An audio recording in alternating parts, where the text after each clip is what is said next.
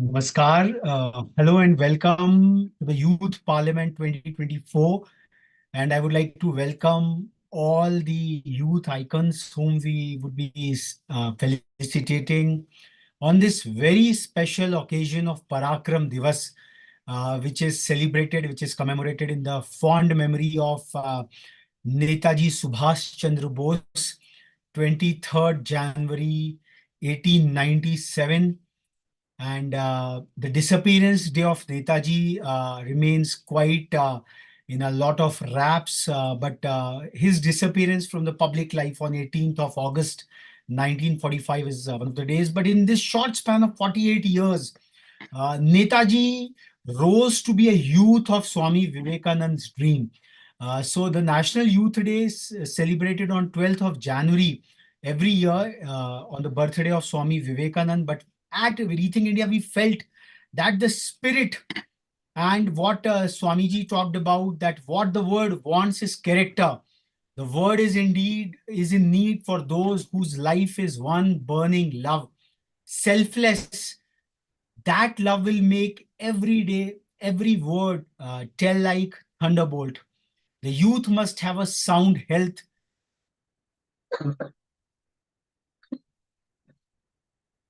activity. So Swami Vivekananda's uh,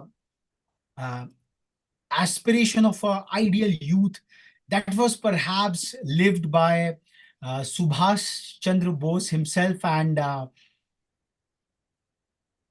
think we can close down. Don't play with the controls. I would request everyone. We have a different avenues for showing our technical skills, but this is a serious forum. So I would request, please don't fiddle around with the controls. We have kept things quite liberal that way. So Netaji was highly influenced by Swami.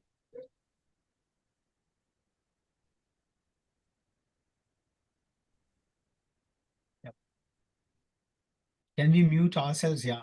This is just a small introduction, then I will come to the felicitation part of it all. So, Netaji was highly influenced by Swami Vivekananda, and Bose felt that Swamiji was a full-blooded masculine personality, and from him he got an ideal to which he could give his whole being.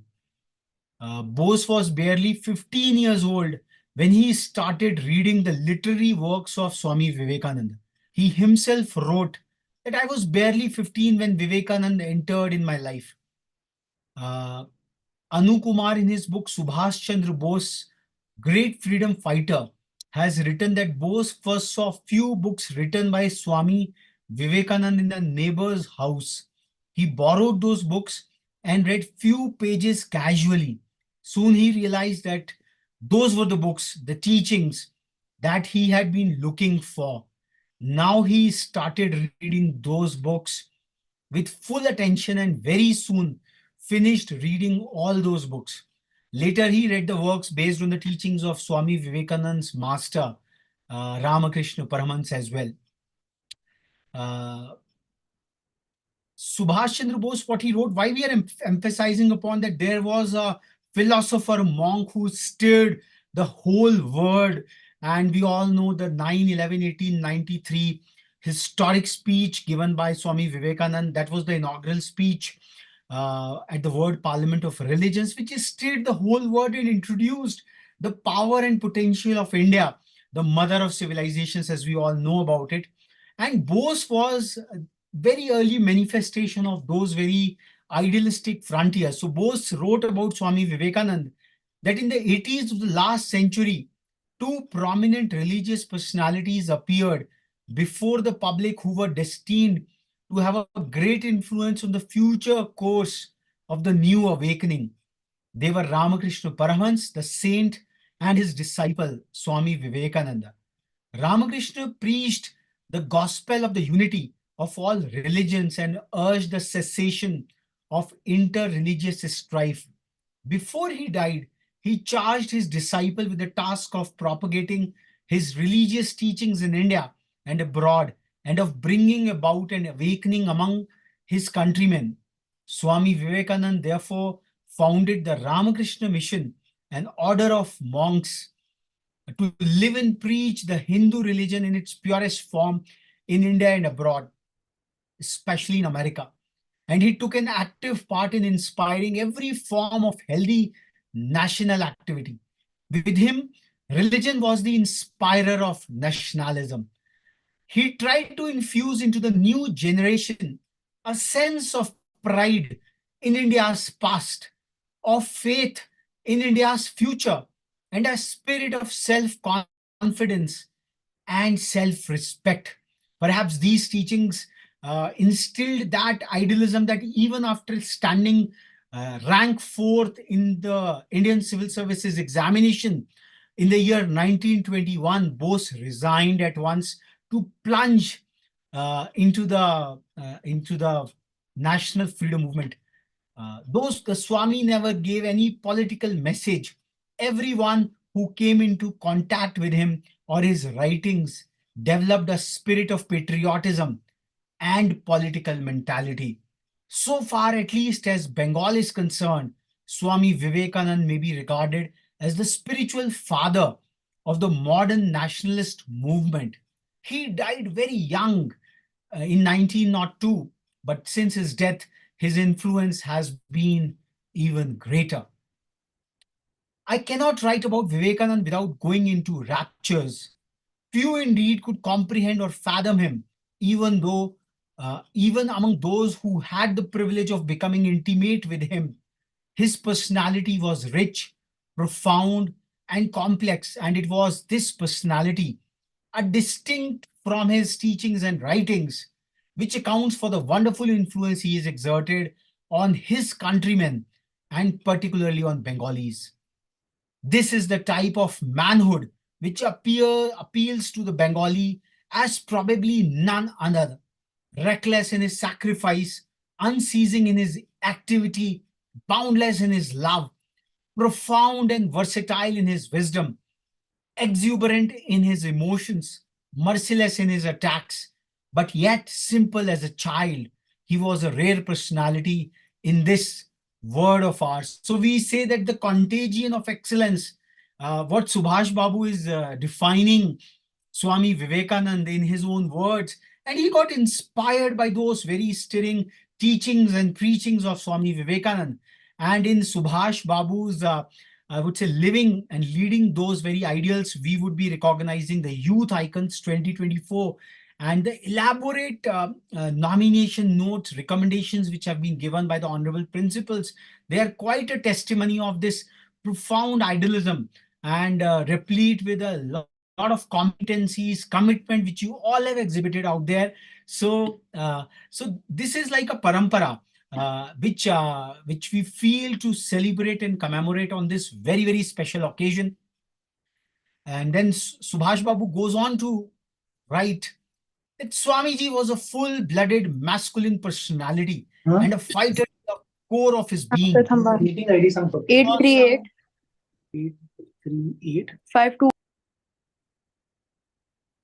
He was consequently a worshipper of Shakti and gave a practical interpretation to the Vedanta for the upliftment of his countrymen. I can go on for hours and yet fail to do the slightest justice to that great man. He was so great, so profound, so complex, a yogi of the highest spiritual level in direct communion with the truth, who had for the time being consecrated his whole life to the moral and spiritual uplift of his nation and of humanity. That is how I would describe him. If he had been alive, I would have been at his feet. Modern Bengal is his creation.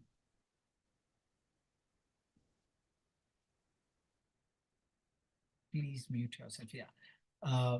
If I err not. So Subhash Babu was just perhaps he was 5 years old when Swamiji left for his Mahasamadhi from his mortal body. And that was the profound influence what a young idealistic Subhash had of the preachings and teachings of Swami Vivekananda.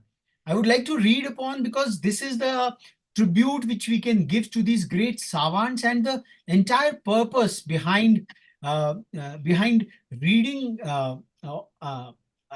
about these great personalities is that some of these, I would say, phenomena can occur in each one of us. I would request, please mute yourself. Again and again, I have to mute. Yeah. So, how shall I express in words my indebtedness to Sri Ramakrishna and Swami Vivekananda?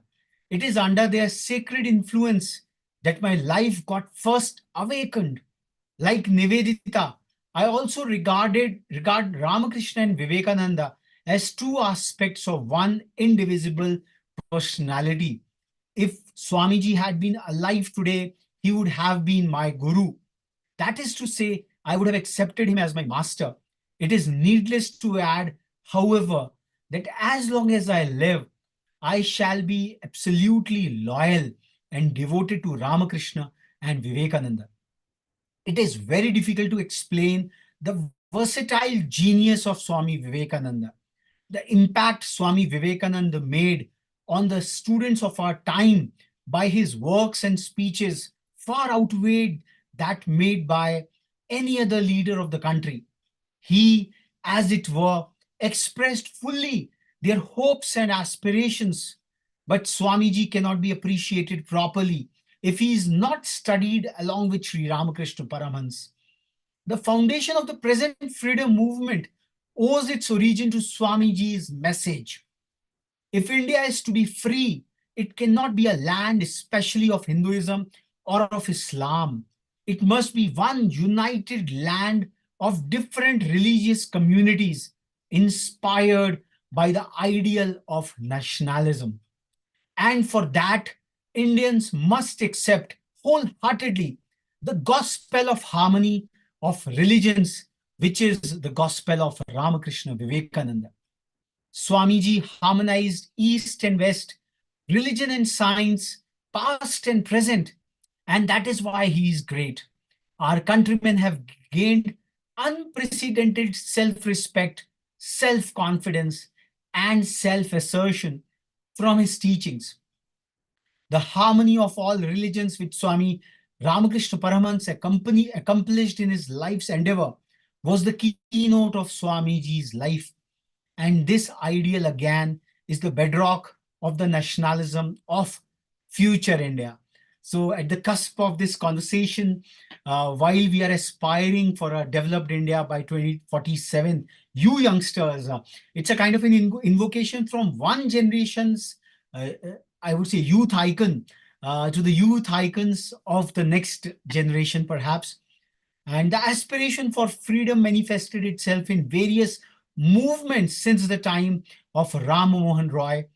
This aspiration was witnessed in the realm of thought and in social reforms during the 19th century, but it was never expressed in the political sphere.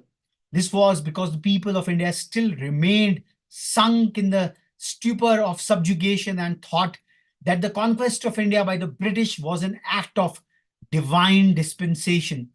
The idea of a complete freedom is manifest only in Ramakrishna Vivekananda towards the end of the 19th century. Freedom, freedom is the song of the soul. This was the message that burst forth from the inner recesses of Swamiji's heart and captivated and almost maddened the entire nation. This truth was embodied in his works, life, conversations, and speeches.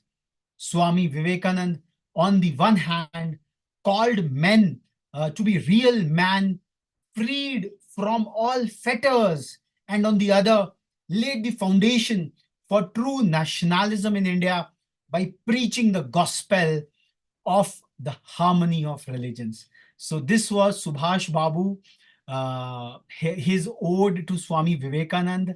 So we try to juxtapose both these great grand personalities in whose name we would like to honor the entire set of youth icons who have been given very generous and very emphatic, I would say, recommendations, nominations by their honorable principals. I welcome you all, and maybe I would bring you all on the. You can all switch on your cameras and come at once on this frame, so that we have got Anushri Pingle. I would like to welcome Tanisha Pradhan, Rugved Valke. Others, please also do come on the camera. Please switch it on. It's not a normal class. It's a celebration of I would say, the spirit of youth, and inspired by these two great personalities, we expanded the term youth as the yearning for opportunity and opulence, having an understanding of the cosmic order. Understanding of the cosmic order is very important. Trying for individual and collective triumph, helping and happening with humility.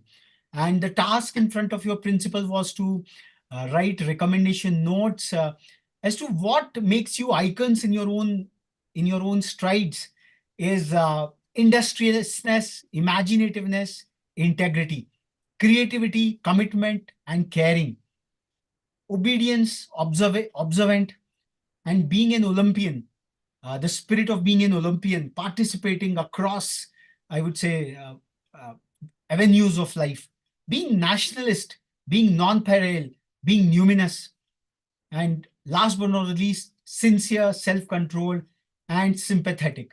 So I would really like to congratulate you all, and I would request the faculty coordinators, if they have joined in, I would like to welcome Indrajit Thorat sir to also come on the camera. Quite because what you are is because of your, I would say, teachers who are really instilling those values and virtues and giving you those very avenues to compete and shine yourself. So I would request Indrajit Thorat sir for his introductory notes, a celebration of the youth icons, what we are doing on Parakram Diwas, and also the I would request the other faculty members, as I cannot recollect from Lexicon International School, maybe Lopa Mudra ma'am is there. Everyone, please, yeah. So Indrajit Thorat sir, your opening address before we start off the formal commemoration today. Thank you very much, sir. This is Indrajit Thorat from Sanjay Goda International School, Kolhapur. And Rethink India, right from the beginning, from the inception, I think we have been associated with it. And the kind of activities you are coming up with for the students are extraordinary. For example, this youth parliament, our students are preparing from last few days.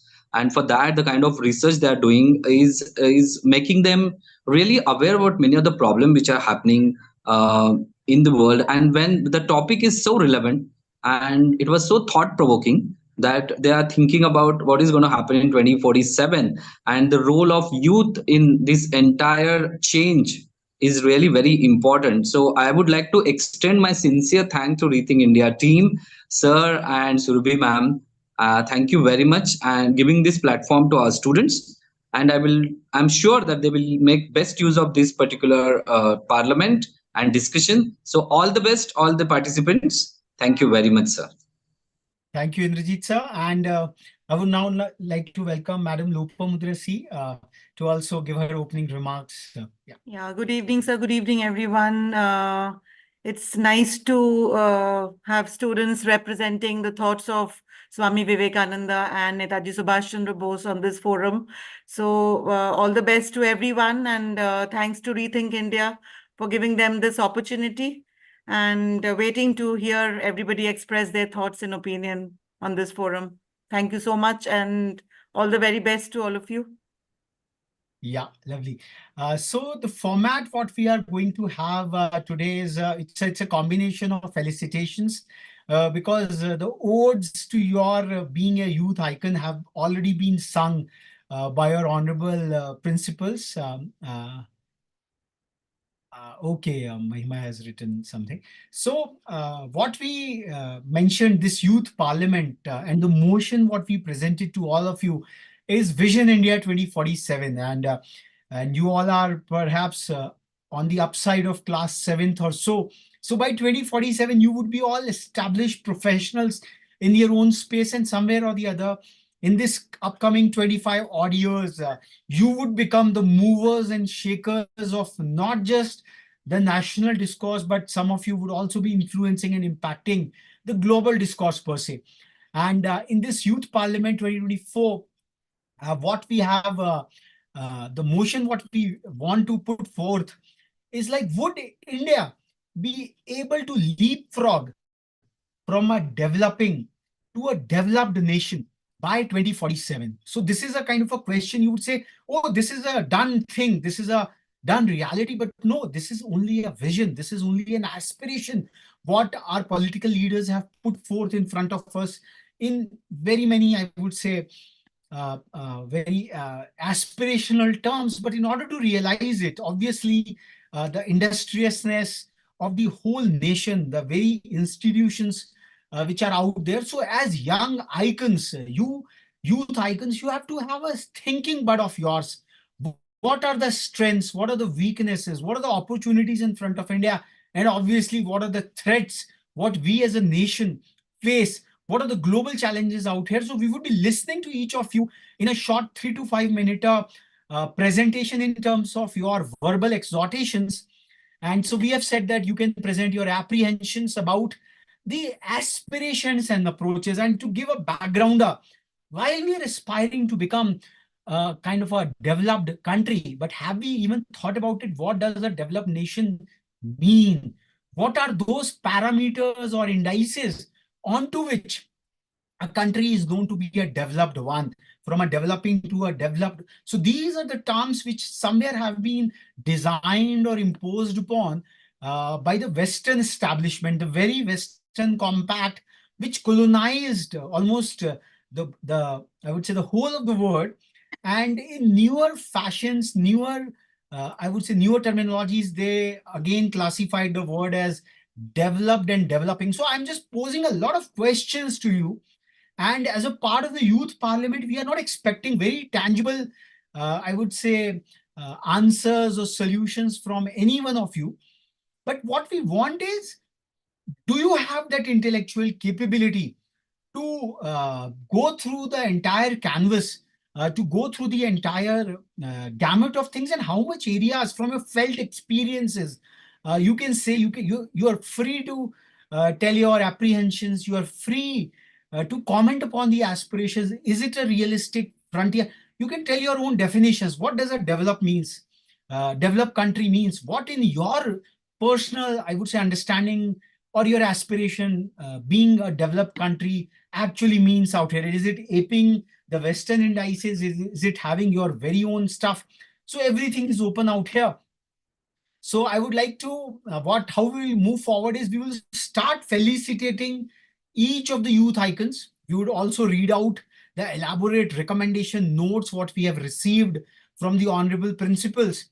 And in that backdrop, which makes you a youth icon, you are empowered upon. It's not an electoral parliament that you have been given the mandate to speak out in this August House, but it is by dint of your honorable principals' testimony. You get that weight to speak out here, and then we will all, and the consequent speakers can take reference from the earlier ones. It's because that's a kind of skill. As we have said, that parliamentary discourse is all about institutionality. It's all about argumentation. It is all about framing questions, counterjections. It's all about referencing the people. It's all about problem solving, and it's all about strategic framing out there. So parliamentary discourse, we want to bolster through this Parakram Diwas Youth Parliament, and also as a platform to felicitate each one of you for whatever you have accomplished so far. And this felicitation is just the end of a grand beginning, that this will motivate you further and forward to really assume that higher sense of responsibility, like the young Subhash, who got inspired and instigated by the ideals of Swami Vivekananda, and just see the kind of a global political furor he created. He was one of the youngest presidents of Indian National Congress, and he relinquished that post because somewhere or other his approach for Indian national freedom struggle was not in sync with the Mahatma Gandhi. And in fact, Subhash Babu was the first who gave the title of Mahatma Bapu to Gandhi ji.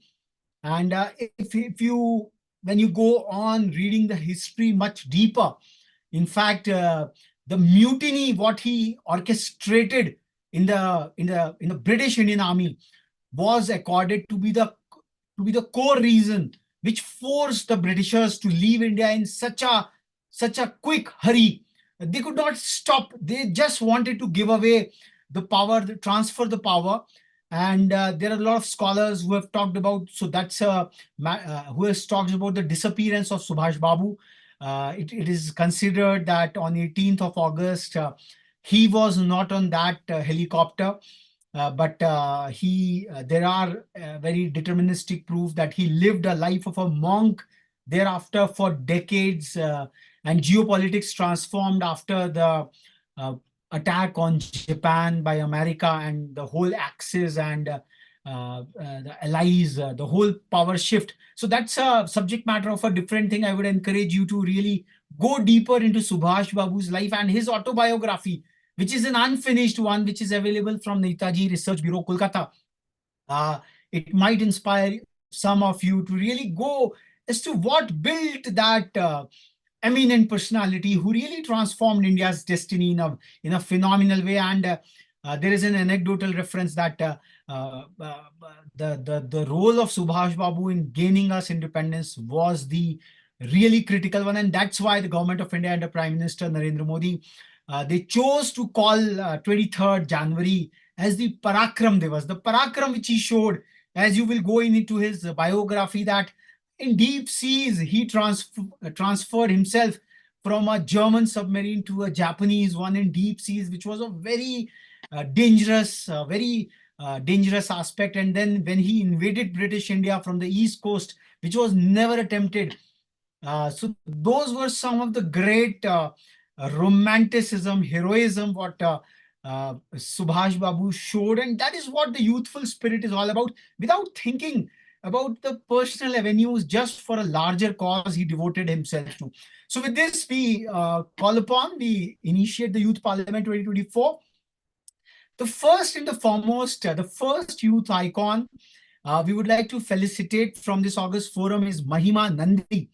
And Mahima comes from the Mussoorie International School, and this elaborate recommendation has been authored by the enigmatic Madam Neeta Sharma. And Madam Meeta Sharma writes about Mahima that Mahima Nandi is like a rare and multifaceted gem nestled in the heart of our school community. I strongly recommend her, a true embodiment of versatility and excellence from Mussoorie International School. I have had the privilege of witnessing the extraordinary individual who not only excels academically, but also stands out in various other spheres of school life. Mahima is the epitome of versatility, demonstrating exceptional abilities in sports, music, dance, academics, and leadership. She is disciplined to have the position of the school's best athlete. She exhibits dedication, discipline, and sportsmanship, setting a high standard for her peers. In the realm of music, Mahima is a true maestro, proficient in both tabla and drums. I would request Mahima to switch on her camera if she can. And while I'm reading her citation, I would like to spotlight her for everyone to get inspired by her personality. Mahima, are you here? Mahima. Sir, I'm here, but my network is really bad. So if I switch on, I won't be able to hear you.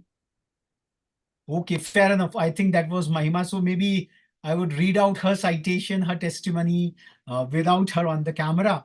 So her musical talents reflect not just technical skills, but a genuine passion for the art. She's equally adept in dance, seamlessly navigating between hip hop and Bharatnatyam.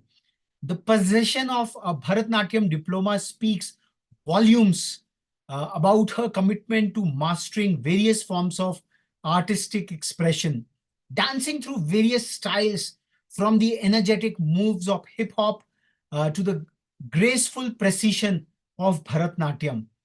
Mahima has become a gem with many facets, each reflecting a different aspect of her versatile talents.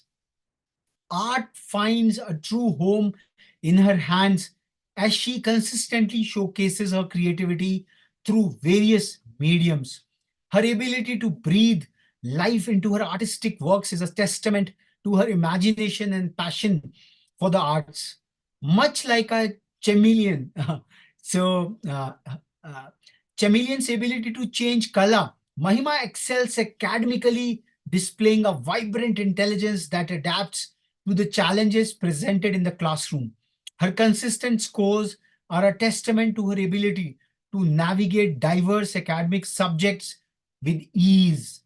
Beyond academic and artistic pursuits, she engages in community service, actively participating in initiatives that serve the underprivileged in villages. Tracking to clean the mountains embodies the resilient and enduring nature of her. Conquering new heights with determination, she reflects the adventurous spirit that lies within her. Her compassion and empathy extend to her role in the child protection team, ensuring a safe and nurturing environment for fellow students. In conclusion, this nominee is a beacon of inspiration, excelling in sports, music, dance, academics, leadership, and service with compassion. It is with great pleasure that we nominate her for this award, celebrating her outstanding achievements and positive impact on our school community. Let us applaud and recognize this exceptional individual for her exceptional contributions and commitment to excellence in all endeavors. So this is, friends, Mahima Nandi. We would like to confer upon this title of being a Swami Vivekananda Youth Icon 2024. Over to you, Mahima, to accept this honor and your address on the Youth Parliament.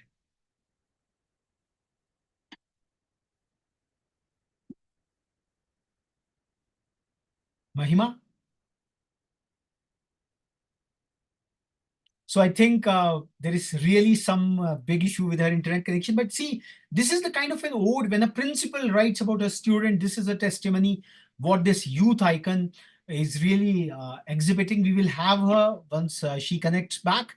The other youth icon from the very pristine seat of Masuri International School, again a very lovely exhortation testimony by Madam Meeta Sharma about Yurva Munshi. I think Yurva is on the camera.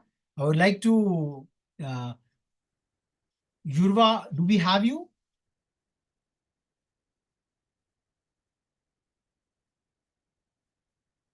Okay, we don't have Yurva as well. So we'll come back to her. So let's recognize her as a youth icon. I think Dishita Maheshwari is with us. Yeah, Dishita, we have you. So let me spotlight you and then read the laurels what Madam Anita Malhotra has written to you as a youth icon. I'm delighted to write this letter of recommendation for Dishita Maheshwari, a grade 10th, grade 11 student is studying at Lotus Valley International School, Gurgaon, who has demonstrated exceptional leadership, dedication, and excellence at our institution. I have had the privilege of witnessing her grow and excel in various capacities, and it is with great enthusiasm that I recommend her to participate in Youth Icons 2024. One of Dishita's notable achievements is the co-founding of the Moot Court Club for LVIS during the academic year 2023-24. Her initiative, commitment, and organizational skills were evident in the successful establishment and functioning of this club, which has added significant value to our academic community. She has actively participated in numerous conferences, showcasing her exceptional skills in diplomacy, public speaking, and critical thinking.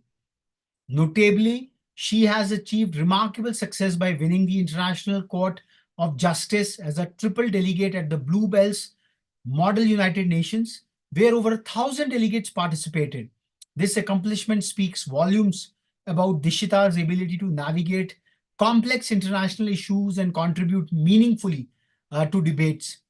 In addition to her victories at the Bluebells MUN, Dishita has consistently excelled in a Model United Nations conferences, earning multiple Best Delegate and a Special Mention Award. Her prowess in diplomatic negotiations, research capabilities, and persuasive communication has set them apart as a standout delegate. Lastly, it is worthy noting that Dishita brings with her over 6 years of public speaking experience. This extensive background has undoubtedly contributed to her eloquence, confidence, and effectiveness in various academic and extracurricular pursuits. In conclusion, Dishita Maheshwari is an exemplary student who has consistently demonstrated academic excellence, leadership, and a commitment to fostering a positive and engaging academic environment.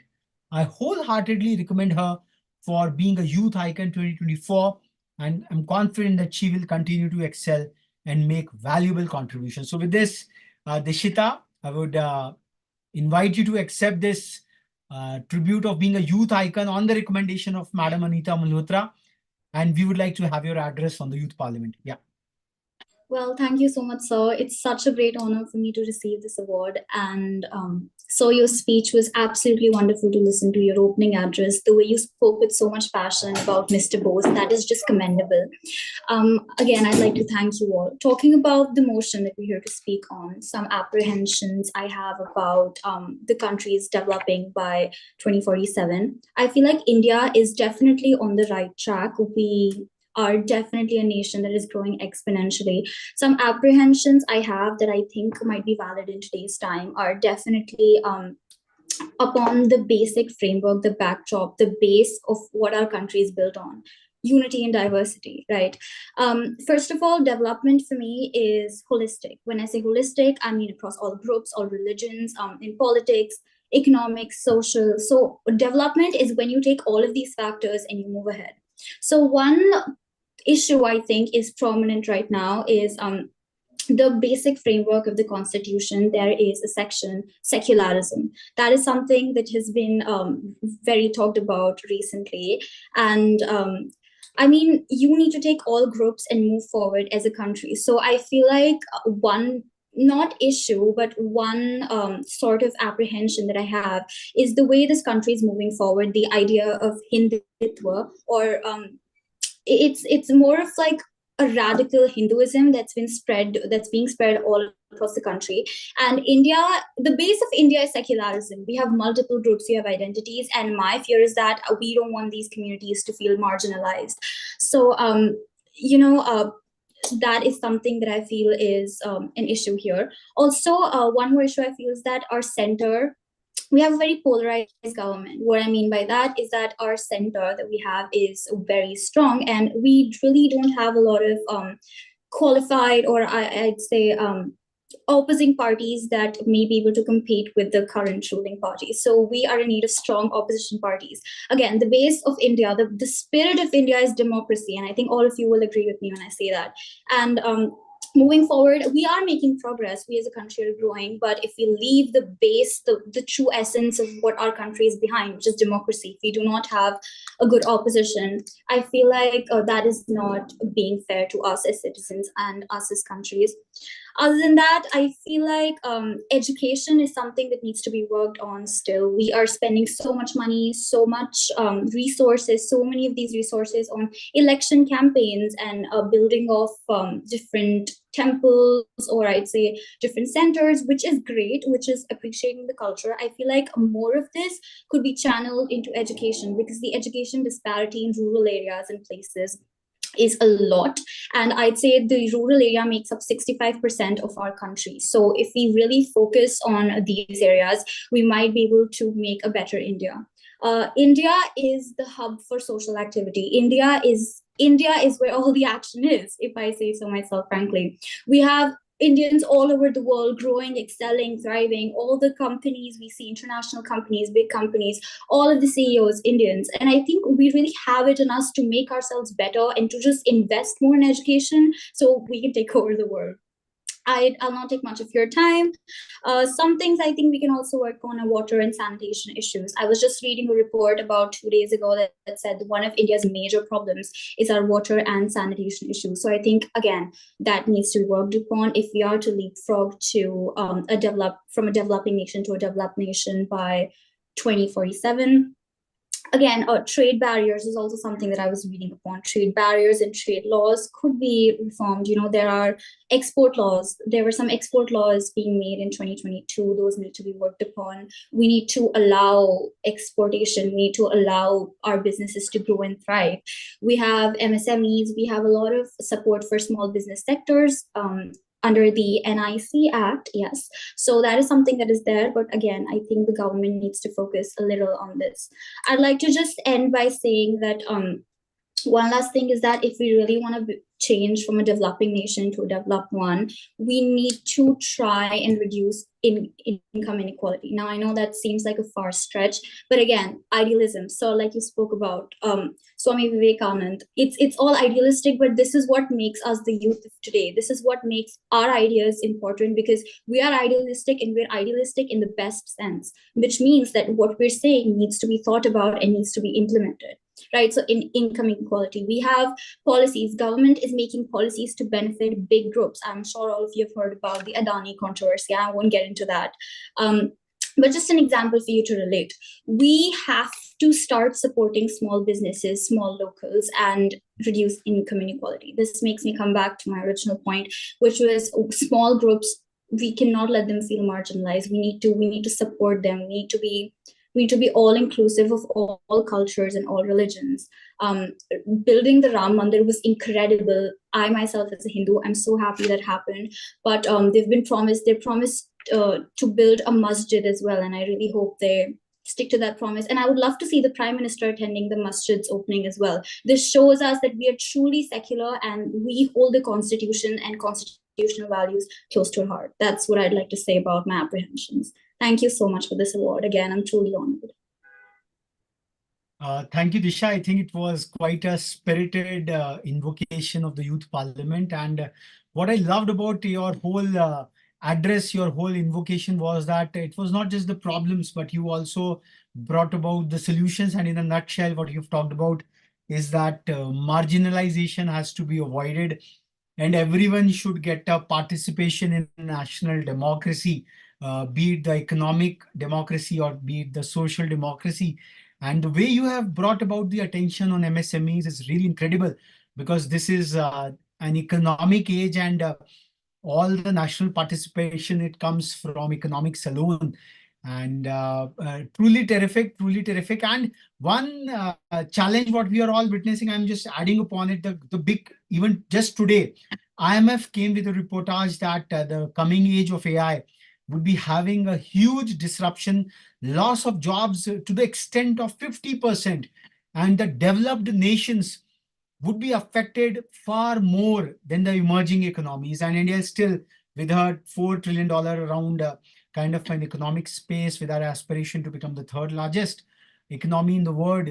I think we are in the bracket of emergent ones. And what Dishita mentioned, and I would like some of the consequent speakers, and by dint of my role out here, I am the kind of a speaker of this youth parliament. I would request any one of them to touch upon. Secularism is a doctrine which emerged in the European nations. Its first principles definition, I would say the denotation of secularism came when the powers between the church and the king, the state, the official state, and the religious heads, they were at loggerheads at one point in time, and they were having, I would say, the way we witnessed a kind of a controversy before, you would all have gone through that, before the opening of the Ram Mandir, where the Shankaracharyas were having their objections regarding the religious rituals, and the official state was trying to impose upon its very writ. So I think that was a balance of power which Europe emerged, and founders of our constitution, we would be having our Republic Day just 3 days hence.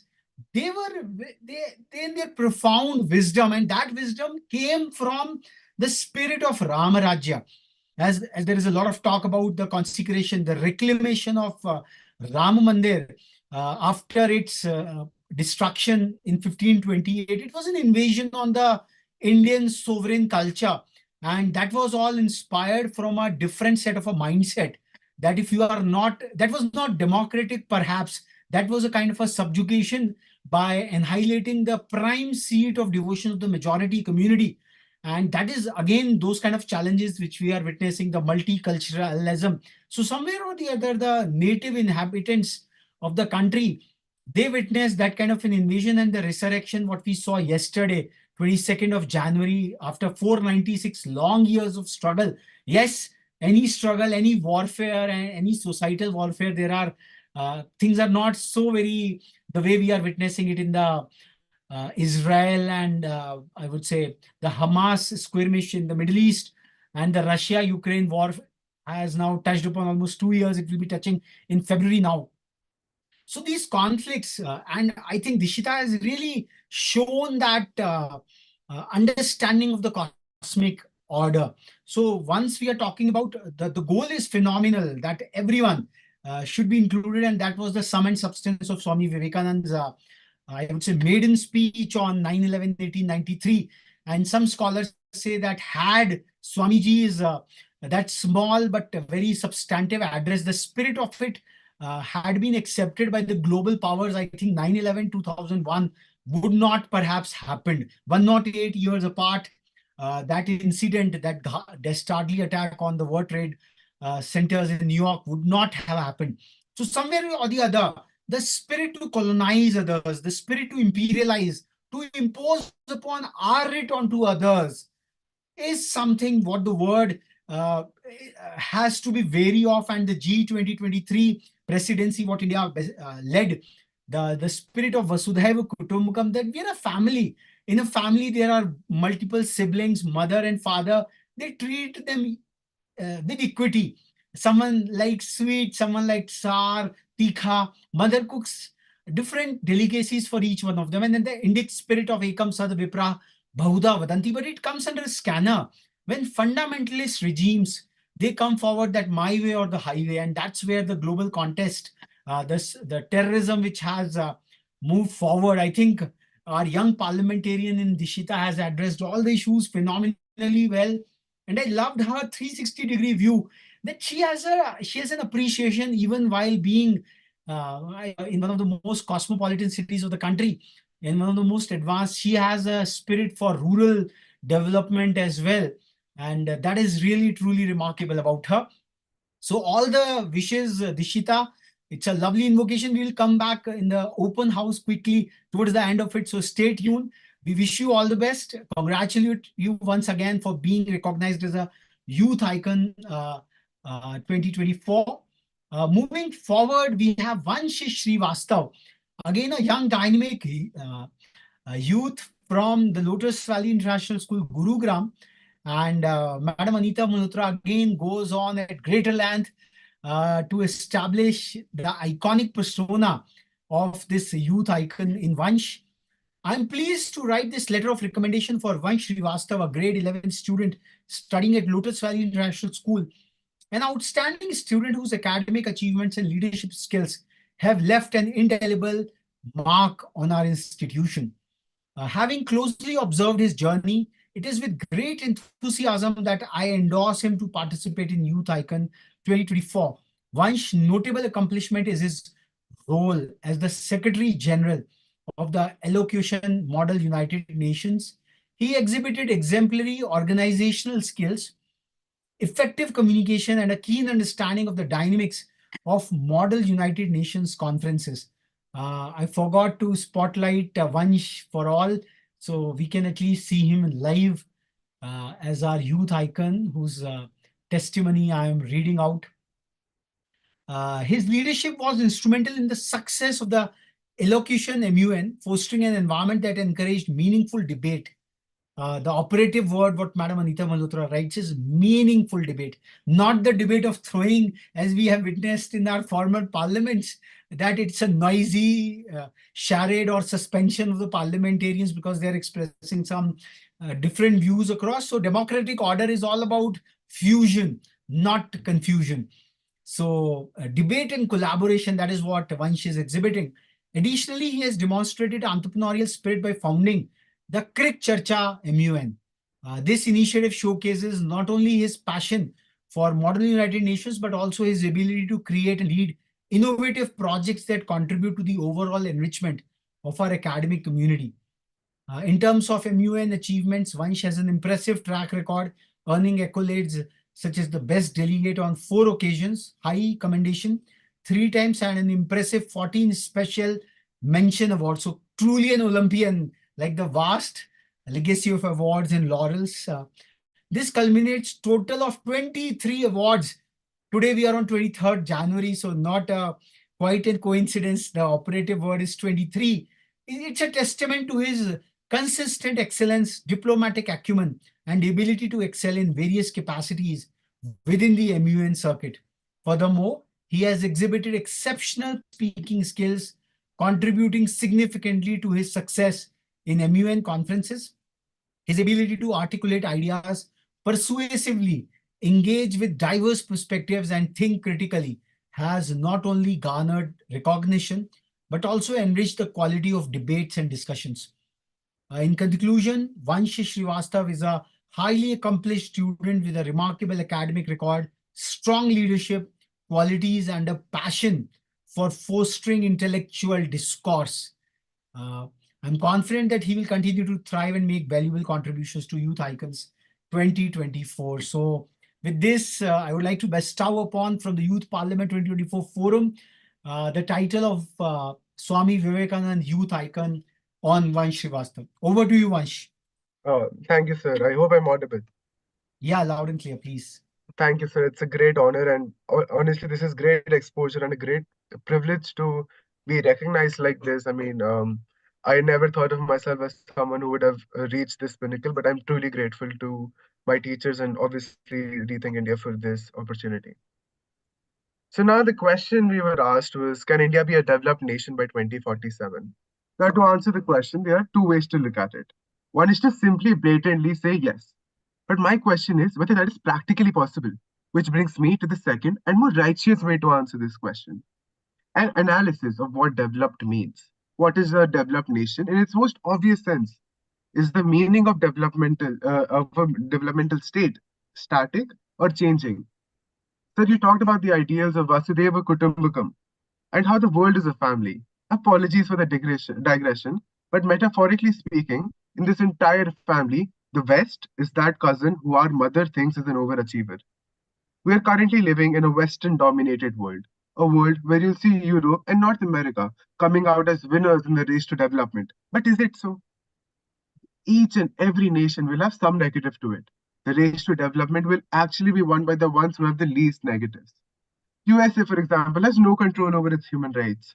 The UK is subject to huge refugee situations, while the Europe is still in practice of huge xenophobia. We can all quote indices and ranks to support materialistic development. I can too. India is the fourth largest economy in the world, which is a great feat to achieve. But we are also ranked 111 in the Global Hunger Index. So, do these indices truly represent what development means? No, absolutely not. A nation is developed when we aren't looked down upon by the others, when the other nations come to us in times of distress, when our people don't sleep hungry, when we all feel safe in our environment. And no nation has reached this level of development. And can India ever reach this pinnacle? Somewhat, yes, probably. But the problem here is that the meaning of development will keep changing. What means developed nation today will probably not mean a developed nation probably 30 years later, especially with the advent of AI and the expansion of technology that we're seeing. Ladies and gentlemen, it is not easy to be the largest democracy in the world. And Bharat has been doing that for quite some time.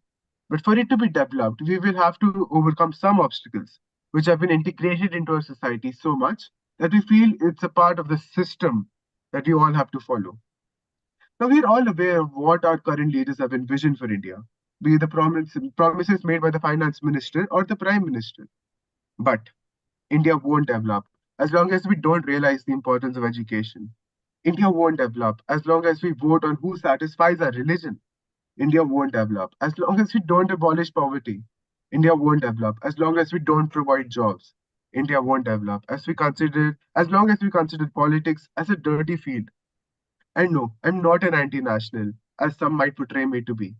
I say all of this being sorrow-filled and with a heavy heart. It is not that we don't want change. The problem is we are all waiting for someone to bring it. India also needs to focus on brain drain. And why is it happening? Why are so many Indians leaving our motherland? And the answer is pretty simple, everyone present here. It's because of the lack of opportunities and a good, healthy environment for our career to flourish.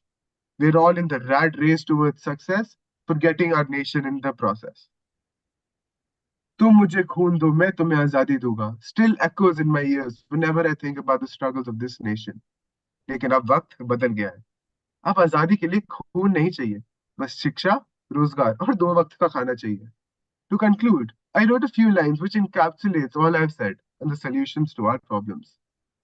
In the heart of India, a journey untold, a tale of development waiting to unfold. Yet hurdles stand, casting shadows long, but in optimism's light we find our song. Education's beacon, let it brightly shine, empower minds, the future to define. Sustainable steps, a dance with Mother Earth, preserving nature, celebrating its worth. Corruption's grip, let integrity prevail, a virtuous path where justice sail. India's potential, a vast expanse, embrace the change, let optimism enhance. For in every challenge, a seed of progress sown, a brighter future for India, a nation to be known. Thank you. Lovely, Vansh. Quite an exhortation, and what I loved is you said, "Tum mujhe khoon do, main tumhe azadi dunga." So that was a leadership call what Subhash Babu gave to the whole country. But what he said very beautifully that we are waiting for someone to bring us change. And being a youth icon yourself, it's all about inducing that change in our own circles of control, in our own circles of influence. I think that's where we can really make an impact. And with the kind of a technological advancements what we have, if the kind of practices we can deploy in our own circles, a lot of things we can really change. And being a change agent is all about leadership. It's a lovely, lovely exhortation, and you truly deserve to be called as a youth icon 2024. I think we've been joined in by Yurva, and but we will come to her, Yurva. So stay tuned. And moving forward, we have got the youngest youth icon, and I can see the proud father also who has joined in. A very rare occasion we see that parents really take out time from their extremely busy schedules, and there is nothing more which can, I would say, a kind of a privilege or a prize for a youngster, then their parents really joining them in their occasions of, I would say, triumph. And for Anushri Pingle, a student of class 7th at Lexicon International School, Kalyani Nagar, Pune, and her principal, Madam Gina John, has written a very, I would say, just for this toddler, this tiny tot, the young budding icon, that Anushri is very humble and respectful towards her studies. Now just see the terms what Madam has used: humble and respectful, Vidya Dadati Vinayam. She is loyal and trustworthy. The very profound qualities of being an icon, a leader, an inquisitive learner. She always keeps asking questions and wants to know more about whatever topics the teacher covers in class. I should spotlight our young icon, the youngest youth icon in Anushri. I'm just pinning her. Yeah, just a moment. So we should all see her. This, sorry.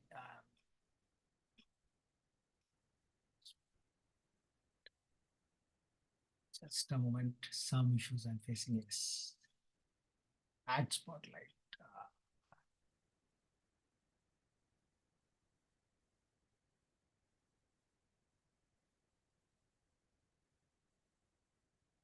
Just a moment. I'm dazed somehow. Just to remove spotlight. Let me add. Yeah. Yes. Now we can see Anushri. So, a successful student. She takes advantages of extra credit opportunities when offered.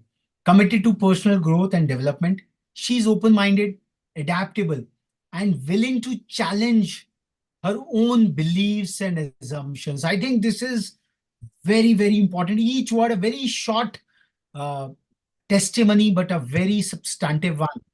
And with her classmates, she goes the extra mile to help them. So, Anushri, very many congratulations for being recognized as a youth icon, Swami Vivekananda youth icon. You truly represent the quintessence of this spirit, what Madam Gina John has written all about you. So we won't be expecting a very bigger address from you, but whatever you can, accept this tribute, and then I will also call upon your father to speak a bit more about you in your encouragement and his parenting, because this honor is not for you as such. This is also an honor to your beloved father who has really helped you in chiseling to this day. Over to you, Anushri. Hi, thank you, sir. I would like to share my screen for my PPT. If you can just speak out, we would be just okay. PPT is fine. We are all here. You can just read out from your computer. You're fine. Yeah, please. Good evening, everyone. My name is Anushri Pinge from class 7th, studying in the Lexington International School, Kalyani Nagar. Today, I am here as a part of the Youth Parliament, Swami Vivekanandan. I would like to thank Rethink India for giving me this opportunity to present my view on whether India will turn into a developed nation by 2047 or not. We all have heard the saying, great things take time. Slowly but surely, India will be known as a developed nation. It is essential to think that India will be known as a developed nation, and it will take a lot of efforts for India too. But some of the improvements that India can make are in poverty, literacy and education, improving the value of its currency, and improving tourism. Let's talk about poverty. The current poverty rate of India stands at 14.9%. India needs to find out a way to reduce it to almost 2%. Some of the ways through which India can do this is stimulating economical growth and coming up with anti-poverty plans such as the Indira Vyas Yojana. We can also, moving on to literacy and education. The literacy rate of India in 1951 was 18.9%, and it rose up to 74.4% in 2023. and the male literacy rate stands at 84.7%, whereas the female literacy rate stands at 70.3%. India can improve its literacy and education by providing free education in rural and poor areas. We can develop transportation facilities like buses, bus stops, roads, etc. India has also come up with initiatives like Beti Bachao, Beti Padhao that have significantly helped women in educating women. Moving on to improving the value of the Indian rupee. When you visit a particular foreign country, you first think about its currency. You buy the currency of it. When you are buying the currency of the particular country, you are increasing its value in the international markets. India can increase its currency's value by dropping trade debit, importing or falling and growing exports, and imports can attain this. Moving on to tourism, India can improve tourism by developing infrastructure like airports, buildings, roads. Ecotourism is the conservation of natural areas and environment. The Tenmala Dam in India was the first successful ecotourism project that has been seen doing wonders. The youth of India are the future generation of our country, along with their education, entrepreneurship, and technology. We also need to realize our responsibilities, our social responsibilities. It is essential that the youth of India recognizes these social responsibilities and comes up with initiatives that benefit this community. The role of the youth in the development of India. Our minds are filled with talents and creativity. These are showcased in the Pune Times Mirror. You can see there's a Pune Times Mirror newspaper. There's a section that showcases our paintings, which helps in our self-confidence and improvement too. We raise our voice on any issue, and we are successful in bringing the transformation, like this youth parliament that is currently being held. We are the youth icons that are raising our voice on this on the development of India. By this, hopefully, we can see transformation in India by 2047. Youth, we are considered to be the voice of the nation, as we are considered to be the voice of the nation because we are the future generation. And as we are the future generation, what we say will implement the future generation. Whatever actions we take here in the present will be implemented in the future. The youths are raw material or resources to the nation. We are raw resources to the nation, as our parents and our upbringing. Our parents shape us for the betterment of us, for the future of us. We are raw materials, as they can shape us into being a great person for the future generation. With this, I would like to conclude. Thank you. I would also thank Rethink India for giving me this opportunity. I have no words to laud this presentation of Anushri, and I would rather bring in our earlier two recipients, Dishita, to comment upon this very young, budding, I would say, parliamentarian. What a flawless presentation, and the kind of expanse what she has shared. Dishita, your comments. Well, Anushri, first off, congratulations. I think you absolutely deserve this award. And I mean, I'm just shook, sir. Honestly, at your age, I don't think I could speak this well. I think her ideas were so clear, and the way she penned them down, and she covered each and every aspect of it. I mean, the tourism part is something that maybe even I didn't cover in my speech. So congratulations to you, Anushri. I think you absolutely deserve this, and it was a wonderful presentation. That's what I would say. Yeah, thanks. Thank you. Vansh, would you like to? Yes, sir. Just like you, I too am out of words. I mean, that was absolutely amazing, Anushri. I mean, your fluency, the way you spoke, it was all great, and plus the content. It was just what this is all about, you know, being a youth icon, and this is just the best use of this forum that you could have made. It was brilliant. Thank you so much. Lovely, lovely, Anushri. I would like to welcome your father to speak a few words about you and the kind of parenting practices, what he has deployed, which has really crafted you as a phenomenal youth icon out here this evening. Sure. First of all, thank you. It's an honor to be here. I know in person I could not be there at home so that I could attend. But yes, Anush did send me the link. You have got muted, sir. Yeah. You have to Sir, unmute. can you? Sorry, 1 second. Yeah, you are fine, sir. Yeah. You can unmute. Okay, sorry. So, no, first of all, big thanks for getting this particular, the opportunity and the platform for this new talent.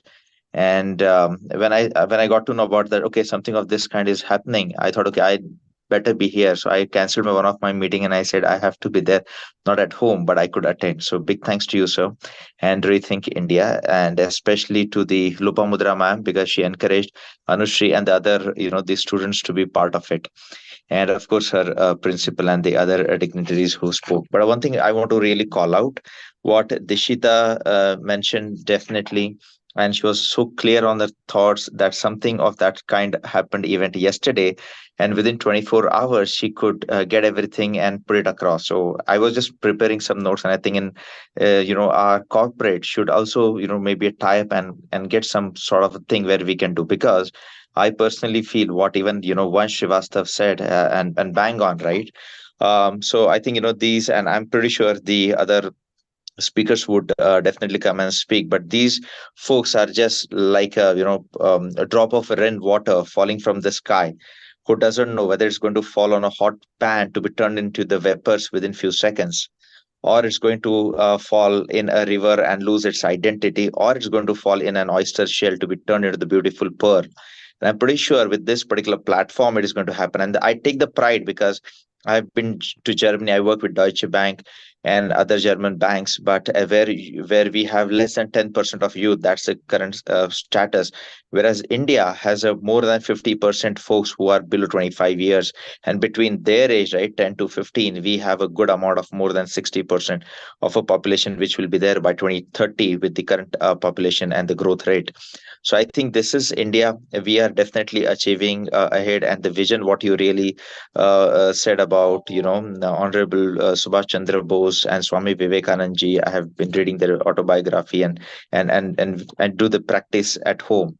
So that is something which we do tell to Anushri, and she has got a younger brother, and this is what it is there. So I think Anushri has now set up a kind of a lighthouse for her, and fabulously, and trust me, my congratulations to also even Dishita Maheshwari, for that matter. At your age, that was the time I was learning English, by the way. I studied Marathi medium. So you guys are really fabulous in whatever work you're doing, and all the best to the other speakers, and thanks for an opportunity once again. Over to you, sir. Thanks a lot, sir. Thanks a lot. I think it's enlightened parents like you who really chisel out this younger generation. At Rethink India, we believe that this is a tripartite compact with the school, the educators, the student per se, because a lot of effort has gone in Anushri, who has taken to self-learning, the kind of advanced consciousness she has about issues, the global issues per se, and obviously the parents back home. This winning triad makes all the difference, and that is what puts it across. So congratulations, Anushri, once more, and we hope that you keep striving and keep expanding the envelope of excellence as a youth icon. Very many congratulations all over again. Moving forward, we have yet another very young youth icon in Rigved Walke, another student from the Lexicon International School, Kalyani Nagar, Pune, and Madam Gina John and the entire staff who have curated this recommendation note, this testimony of Rigved being a youth icon. And let me put him on spotlight first. Rigved, yeah, we have Rigved.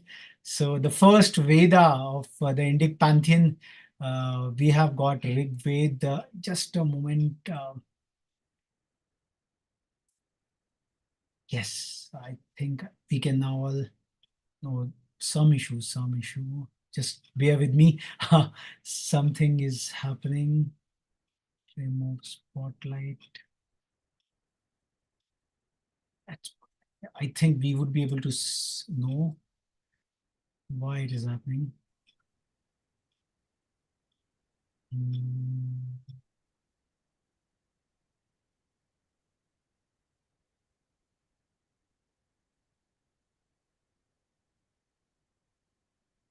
Let me pin you then. Yeah, now we can see Rigved. So Rigved exhibits a positive outlook and attitude in classroom activities. He shows initiatives and look for new ways to get involved whenever given opportunities. He's a child who strives to reach his full potential and puts in extra effort in all spheres. He is open-minded, adaptable, and willing to challenge his own beliefs and assumptions. Now, this is very, very, very important to challenge your own beliefs and assumptions. He's kind, respectful, and helpful when interacting with his peers. He's always honest and can be counted on to recount information when asked. He perseveres when faced with difficulty by asking questions and trying his best. Additionally, he is exceptionally organized and takes care of his things through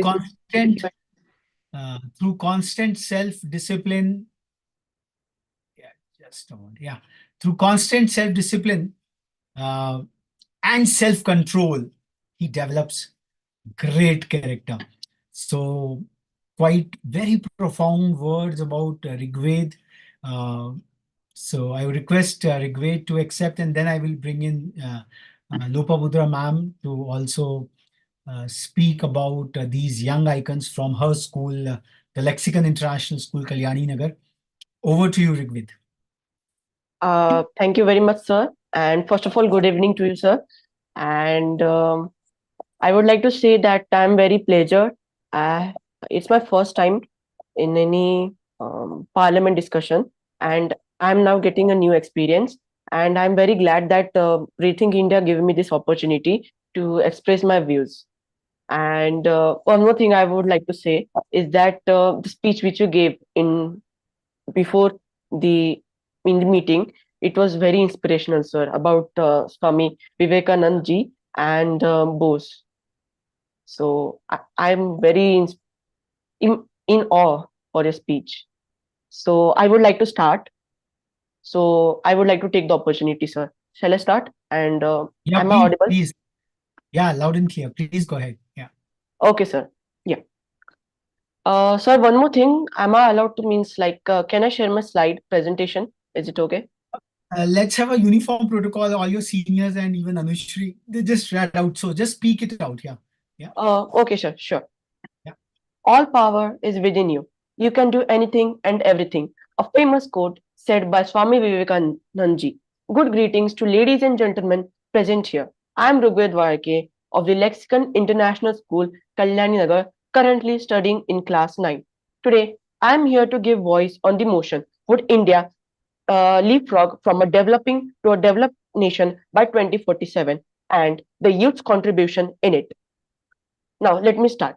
Now, before I start, let me take the opportunity to express my gratitude to Rethink India for let me express my views and expressions on this motion. Bang Boy, a writer and poet, said that no nation can prosper in anything without the input and ideas from the youth. Let me ask you a question. What does the word youth mean? It typically is the period between childhood and adult age, but it is also the period of futuristical thinking made by the person in that age. It is the period of character and potential, which when guided can drive the nation to its absolute welfare.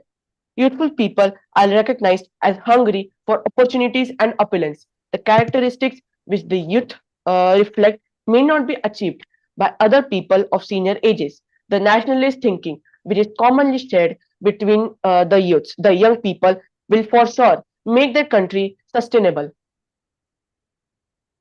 Now, I would like to take the opportunity to put forward 3 questions in the parliament. Now, the first question I would like to put forward in the parliament are what are the changes that the people of India want to see? First of all, changes which should be brought in a country will be fit to the modern requirements for the people. Our nation is almost diverse in everything, but every great nation has to make changes with respect to time.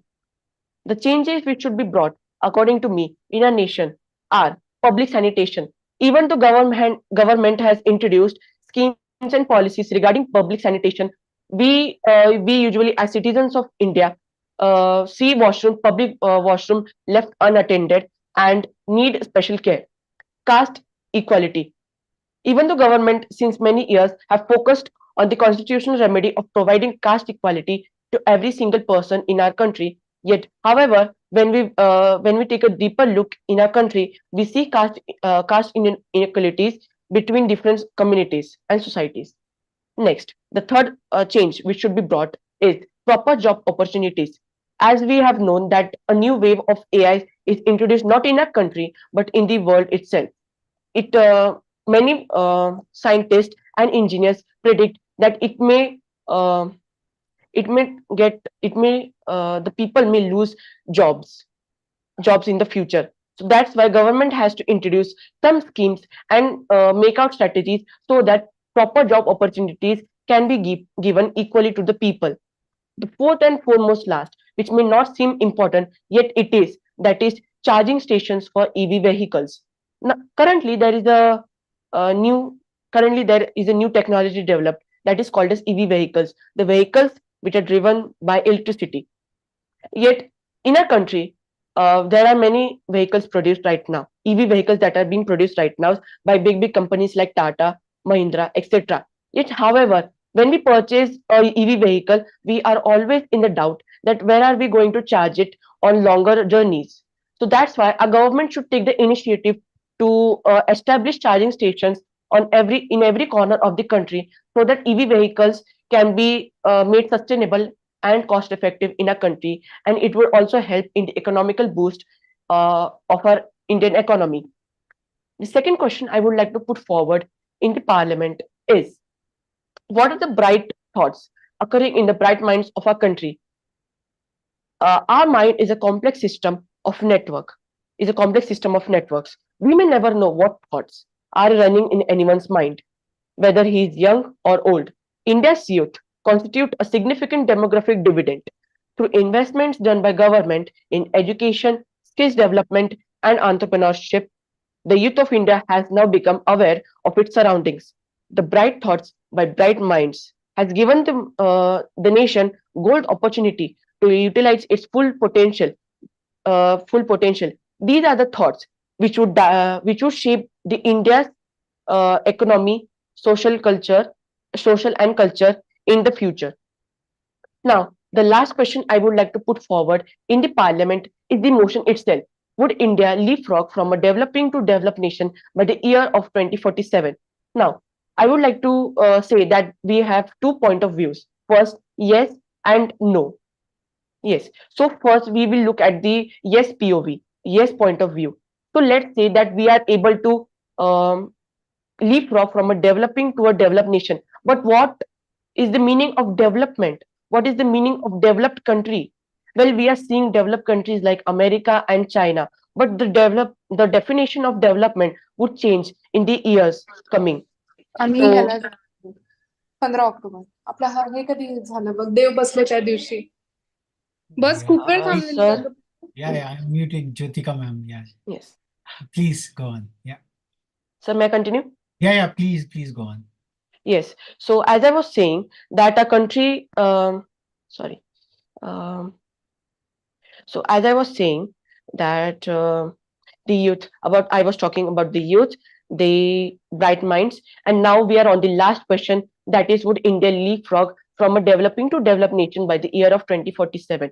We were in the point of view where yes, we can leapfrog from a developing to developed nation. But what is the development which is needed, and what is needed for India to become a developed country? So the definition of development might change in the upcoming years. So the government of India has to strategically plan and make policies so that it can achieve the developmental process in the years coming by? Your Honor, I think so. The answer to this question is very complex. It is very long also, as the development is a process in which we change all our characters. We put on full process, full potential, so that we can become developed. We can be so. India has to put a lot of potential to become developed. It has to be socially developed, politically developed, and economically developed. To be economically developed, we have to, as I said, we have to import. We have to raise the imports and exports in the countries, in outer countries. We have to we have to finalize the financial budget in our country. Then the political development, such as political inequality, has to be reduced. The opposition party should be stronger, so that it can challenge the uh, government. And the social. So as I said, that one of the changes that should be introduced is caste equality.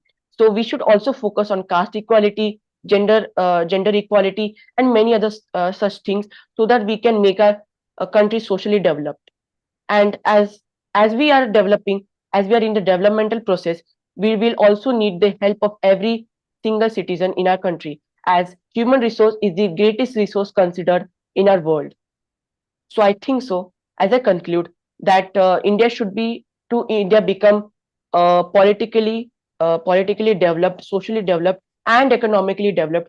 We will need the help of every single citizen of India, strategies and policies made by the upcoming future of our country. The future is also dependent on our present right now. The actions which are taking right now will define our future. So I would like to conclude my presentation over here. Thank you very much. Thank you so much, Rigved. It was quite a privilege to listen to you, and very beautifully the way you have touched upon the four elements: public sanitation, caste equality, job opportunities, and last but not least, the charging stations. It was quite out of the word, but then that defines you come from the city of automobiles, which is Pune, and which houses the Bajaj, Hamara Bajaj. I think Rajiv Bajaj Saab would be really interested that you have got such a great consciousness about futuristic mobility. And what I also loved about your presentation was that you touched upon both yes and no scenarios. And yours is quite an integral presentation.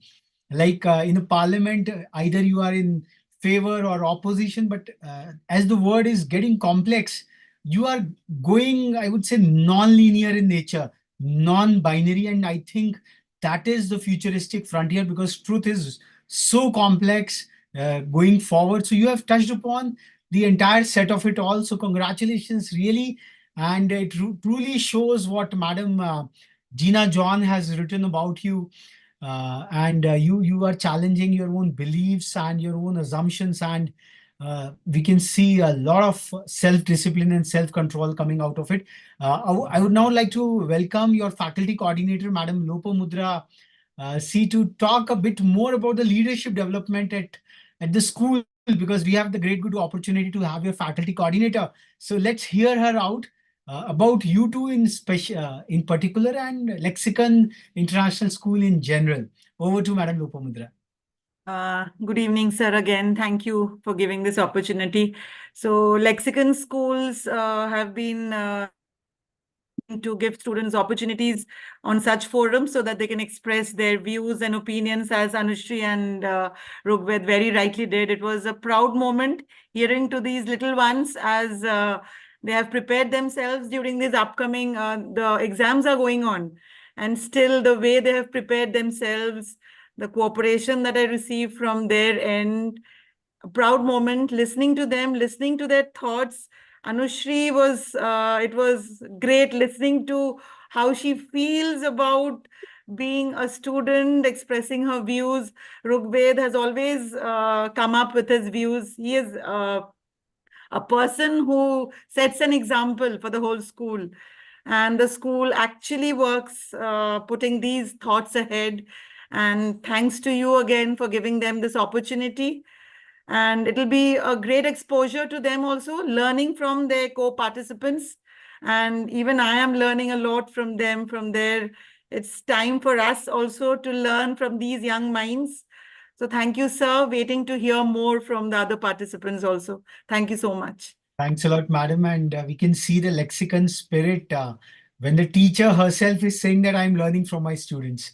So that is what the crux of a learning culture is all about. And friends, the exams of future are going to be like this only.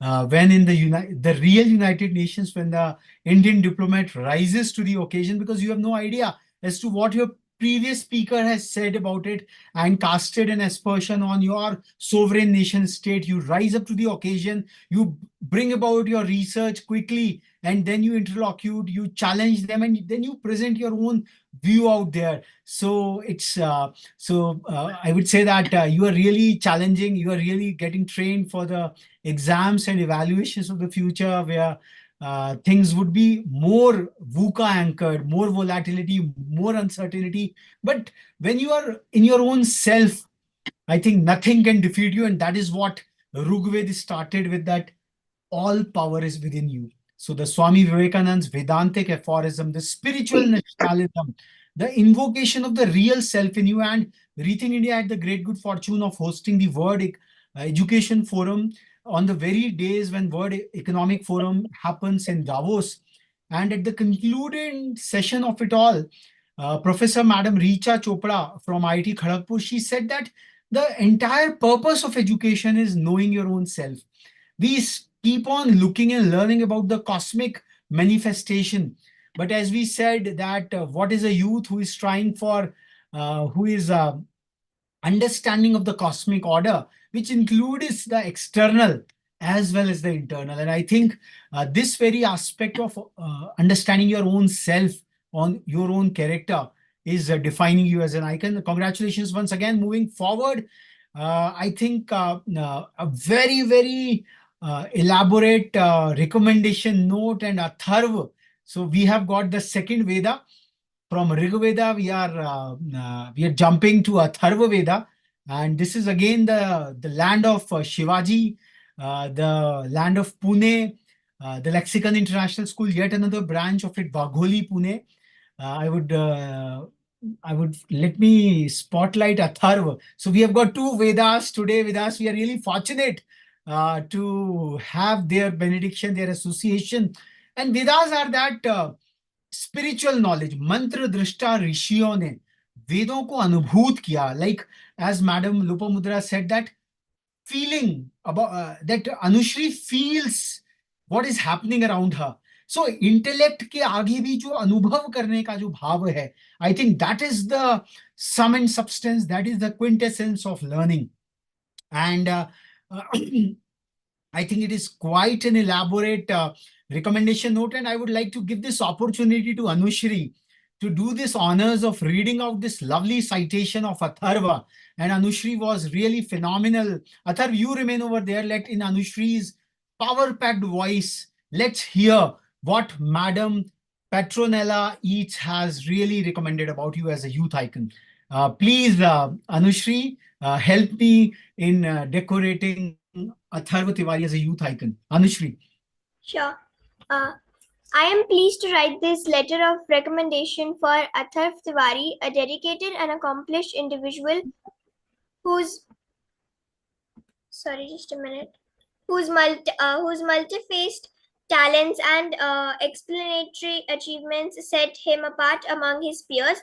I have had the privilege of witnessing his remarkable growth at Lexington International School, Wagholi, and his contributions in various fields. I am confident that he will continue to excel to any endeavor he chooses to pursue. In the field of technology, Atharva has demonstrated outstanding skills and creativity. He is the creator of a personal website, Atharva Tiwari LexiconGaudySites.com, has successfully developed two applications in the year 2021, namely the video calling app and the Kids GK. his accomplishment in this field includes achieving the second rank in Scratch coding program for class 6th to 10th in the Asia Pacific region. Atharva is not only tech savvy but also committed to advancing technological developments as evidented by his participation in the Google Scholar program. In addition to his technological skills, Atharva has showcased his literary talents with the successful publication of his book League of Saviors and his status as a verified post on allpoetry.com. He has also written numerous short stories and dramas on the pencil app, displaying a commendable passion for literature. As a participant in the Google Scholar program, Atharva has gained valuable knowledge about the working principles of the telecommunications through telecom architecture. His consent to innovation is further evident in his involvement in projects like the Lexicon MI Fest 2023 and R&D program. His dedication to advancing agriculture technology is highlighted by the creation of a prototype agribist and the technology of a soil moisture and immigration model. Beyond academics and technology, Atharva has excelled in sports, securing the third position in India Young Talent Hunt Go-Karting Championship in 2022 and earning a gold medal in the Wagholi Youth Badminton Tournament. His academic achievements include securing a gold medal in the NSO Olympia 2023, reaching the semi-finals of MDA Whiz Quiz and the finales of the CBSE Science Challenge 2023. In the music industry, Atharva has produced over 100 soundtracks available on various platforms, collaborating with us with Amuse Music Distribution and Root Nota. His expertise extends to animation, where he has worked across platforms like Blender, Adobe Animate, and Animaker. Atharva also manages a YouTube channel where he teaches and uploads music covers of the Congno and the drums. Moreover, Atharva has demonstrated proficiency in financial matters, securing an impressive 94 out of 100 in the financial investment exam by IMD Money. His commitment to continuous learning is further reflected in his participation in the Watson Global Youth Program. In conclusion, I wholeheartedly recommend Atharva for any endeavor he chooses to pursue. His diverse skill set, commitment to excellence, and passion for continuous learning make him an exceptional candidate. I am confident he will contribute significantly to any community or organization where he is selected. Thanks a lot, Anushri. I think this is a truly remarkable profile, a true polymath within us. And as Madam Petronella each says, that whatever endeavor Atharv chooses to pursue, he would be excelling over there. I think let's hear from Atharv himself. Truly versatile personality. भैया इतनी energy लाते कहाँ से हो? I think दोस्त लोग कहते होंगे कि you are just eons ahead of our level of accomplishments. And so over to you, Atharv. Very many congratulations from the forum. Yeah. Good evening, sir. First of all, I would like to thank my principal for electing me as a representative for this youth parliament. I'm overwhelmed. I also feel there's a great opportunity for representing my school over this platform. And sir, मैं मेरे दोस्तों को ये सब चीजें नहीं पता था. It's just about myself. And I stand before you today not just as an individual. I am a representative of the youth. So I would just talk about the development of the nation. I'm reminded by the words of Mahatma Gandhi, like you must be the change that you have to see in the world. So let me start with my research, what I've did. So my next point would be unemployment. India has a great amount of youngsters and people willing to work, but lack of knowledge, skills, and jobs have made them sitting at their homes idle and are made as a liability instead of an asset for the nation. Because of this, they are employed in very low-paying jobs which are not able to fulfill their demands. So to improve this, government should take initiatives in providing them with proper skill formation, entrepreneurship encouragement, guidance, and technological integration. My next point would be manufacturing. We have to get ourselves into manufacturing section instead of service and agriculture. Manufacturing would employ a great amount of skilled labor and would provide jobs. It also lays down a presence all over the world like China did, who gained half of its economy from manufacturing. It also employed a large number of citizens into work and helped them to contribute towards the nation. India itself has a large domestic market and decent manufacturing would fulfill the domestic demand. It would also improve the circulation of the money within the nation, which would improve the economy and the GDP as well. My next point would be overall support and development, which is called as Sabka Saath and Sabka Vikas by Prime Minister Narendra Modi. What I've seen is there's a bifurcation of economic development around the nation. Somewhere it is very high and somewhere it is very low. All the northeastern states are deprived of any improvement or development as if they are not a part of nation. The government should focus on the mainland India and is not paying attention to the northeast states.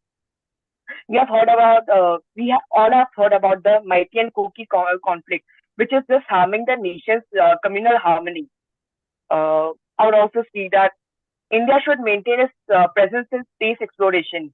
Space exploration capabilities should not be left inferior industries. Countries like USA and Russia have established their global presence due to successful space exploration programs, also contributing factor to become superpowers.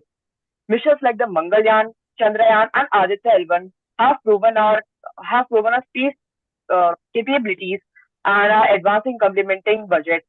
India should empower more space emissions and should increase its budget for the same. What I would say is we should improve our diplomacy. We have to increase the number of foreign delegates. Currently, we hold around 845 delegates, as per a report from the Press Trust of India. I was amused.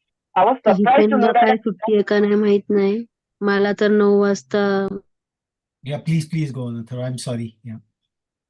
No, sir. That's totally fine. I was surprised to know that the data for the number of Indian delegates was not available over the internet. I scrolled about 100 of websites. I was also surprised that the exact number of delegates from all over the countries attending the G20 summit was given with their respective names, but there was no data for our own delegates. We cannot just rely on our prime minister and the foreign minister for establishing a good diplomatic relationship. We need a strong figure for the same. A good diplomatic status of a country shows its strength across various fields, which also improves the power of the passport of the country. Developed countries like USA has the strength of around 15,000 delegates, and we are just standing on 845. What I think is it should be improved. India should focus more on the energy key aspects. We should focus more on the energy security and renewable sector. As standard as the best in the sector as green energy is a key and would be vital in the future. When other countries would be suffering for fuel, India should stand out as a leading count. We should focus more on the nuclear energy as India is a home to a quarter of thorium reserves in the world. We have 25% of thorium reserves. Thorium-232 and uranium-233 are one of the fuels which can be used to generate nuclear energy. We have an example, France. It uses nuclear energy to fulfill 60% of its electricity demand. So yeah, we can improve that. And my point would be on education system. We have to improve our education system. It's not the colonial era in which we were taught sufficiently enough to serve as clerks or peons for the British rule. We require a comprehensive and co-curricular cognitive education system which focuses on acquiring knowledge instead of memorizing paragraphs. Even in the ancient India, we had gurukuls, which taught students essential knowledge and necessary skills which they would require in their life. So why can't we learn from our past? Skill training on various aspects should be encouraged and embodied in our syllabus. Policies like National Education Policy of 2020 is going to shape the education system. Students should take pride in their own culture, language, and tradition, and they should not be oppressed and made inferior against any Western influences. This would also establish a strong sense of belief in their own culture and will make them feel proud about it, which is one of the qualities of a developed nation. Uh, People of India should take part in what's all happening around them. As a citizen, we have to stay updated and alert on what government is doing, what steps are being taken by the government, so that government do not apply anything which they want to do, and respect all the ideals of the people. For the better working of the democracy and the nation, we would require a strong and open media, press, and independent journalism, and a good, meaningful opposition, which would point out and question out everything done by the government and is free from any fear and oppression from the ruling party for the better working of the democracy. And we should end the reservation system. For the hope of the better development of the nation, we would require professionals. Ending the caste-based reservation system will help the nation to acquire skilled professionals and students. In the current scenario, a person getting 60% enjoys the benefit of being enrolled in the same institution where a child getting 90% was denied to get. Isn't this a drawback for the nation? That's my question to all. Every year, lakhs of knowledgeable students who could contribute to nation are denied due to reservation system. I agree that there are students who come from humble background and are not that privileged. But for those, government should provide free education and give them out some sort of financial aid.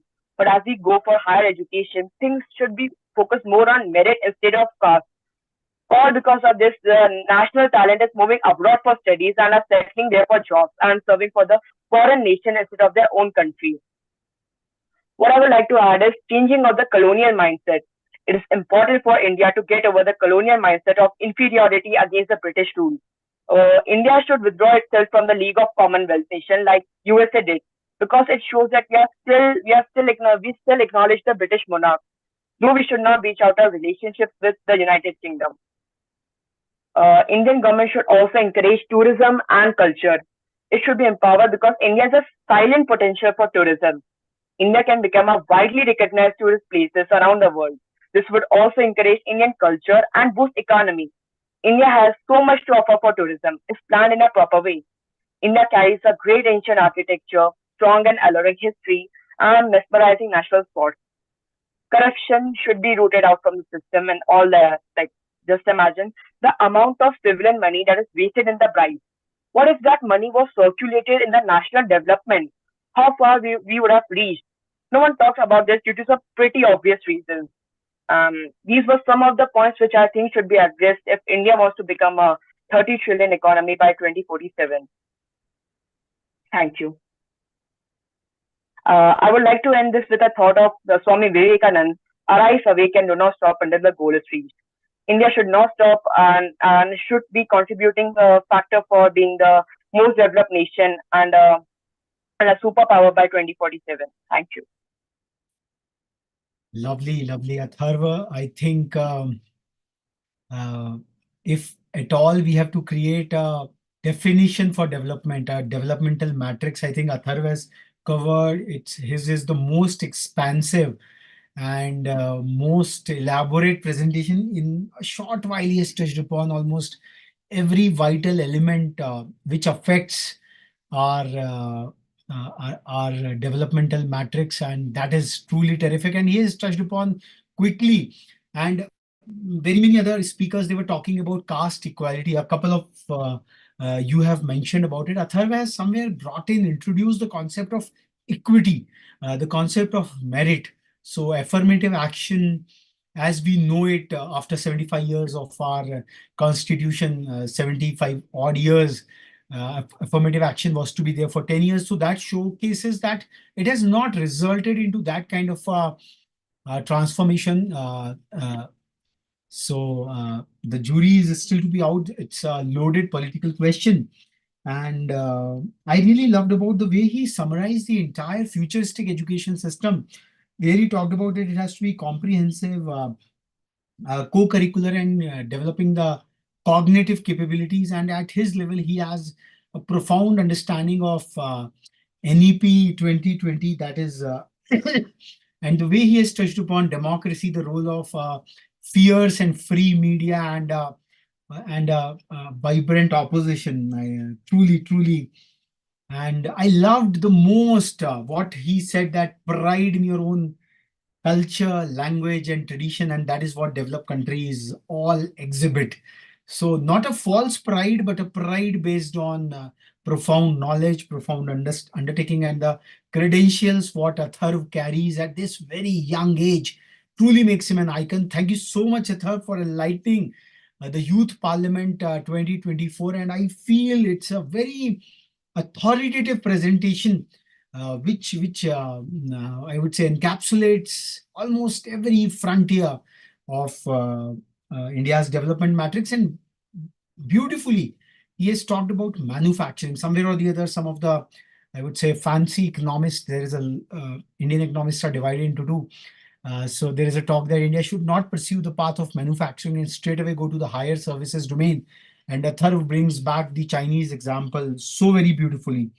So I think, and he has that sitting in Pune on the western coast of the country, he has an appreciation for the northeastern part of the country, the Ek Bharat, Shresht Bharat manifestation he could bring in, the empathy he has for the mighty Kuki, I would say what Disha mentioned earlier, that the communal conflict, what they are having, and it has been almost a long 6 months kind of, it all erupted in May, and the kind of carnage, the kind of internecine battle we are seeing, it needs to be curbed in some way or the other.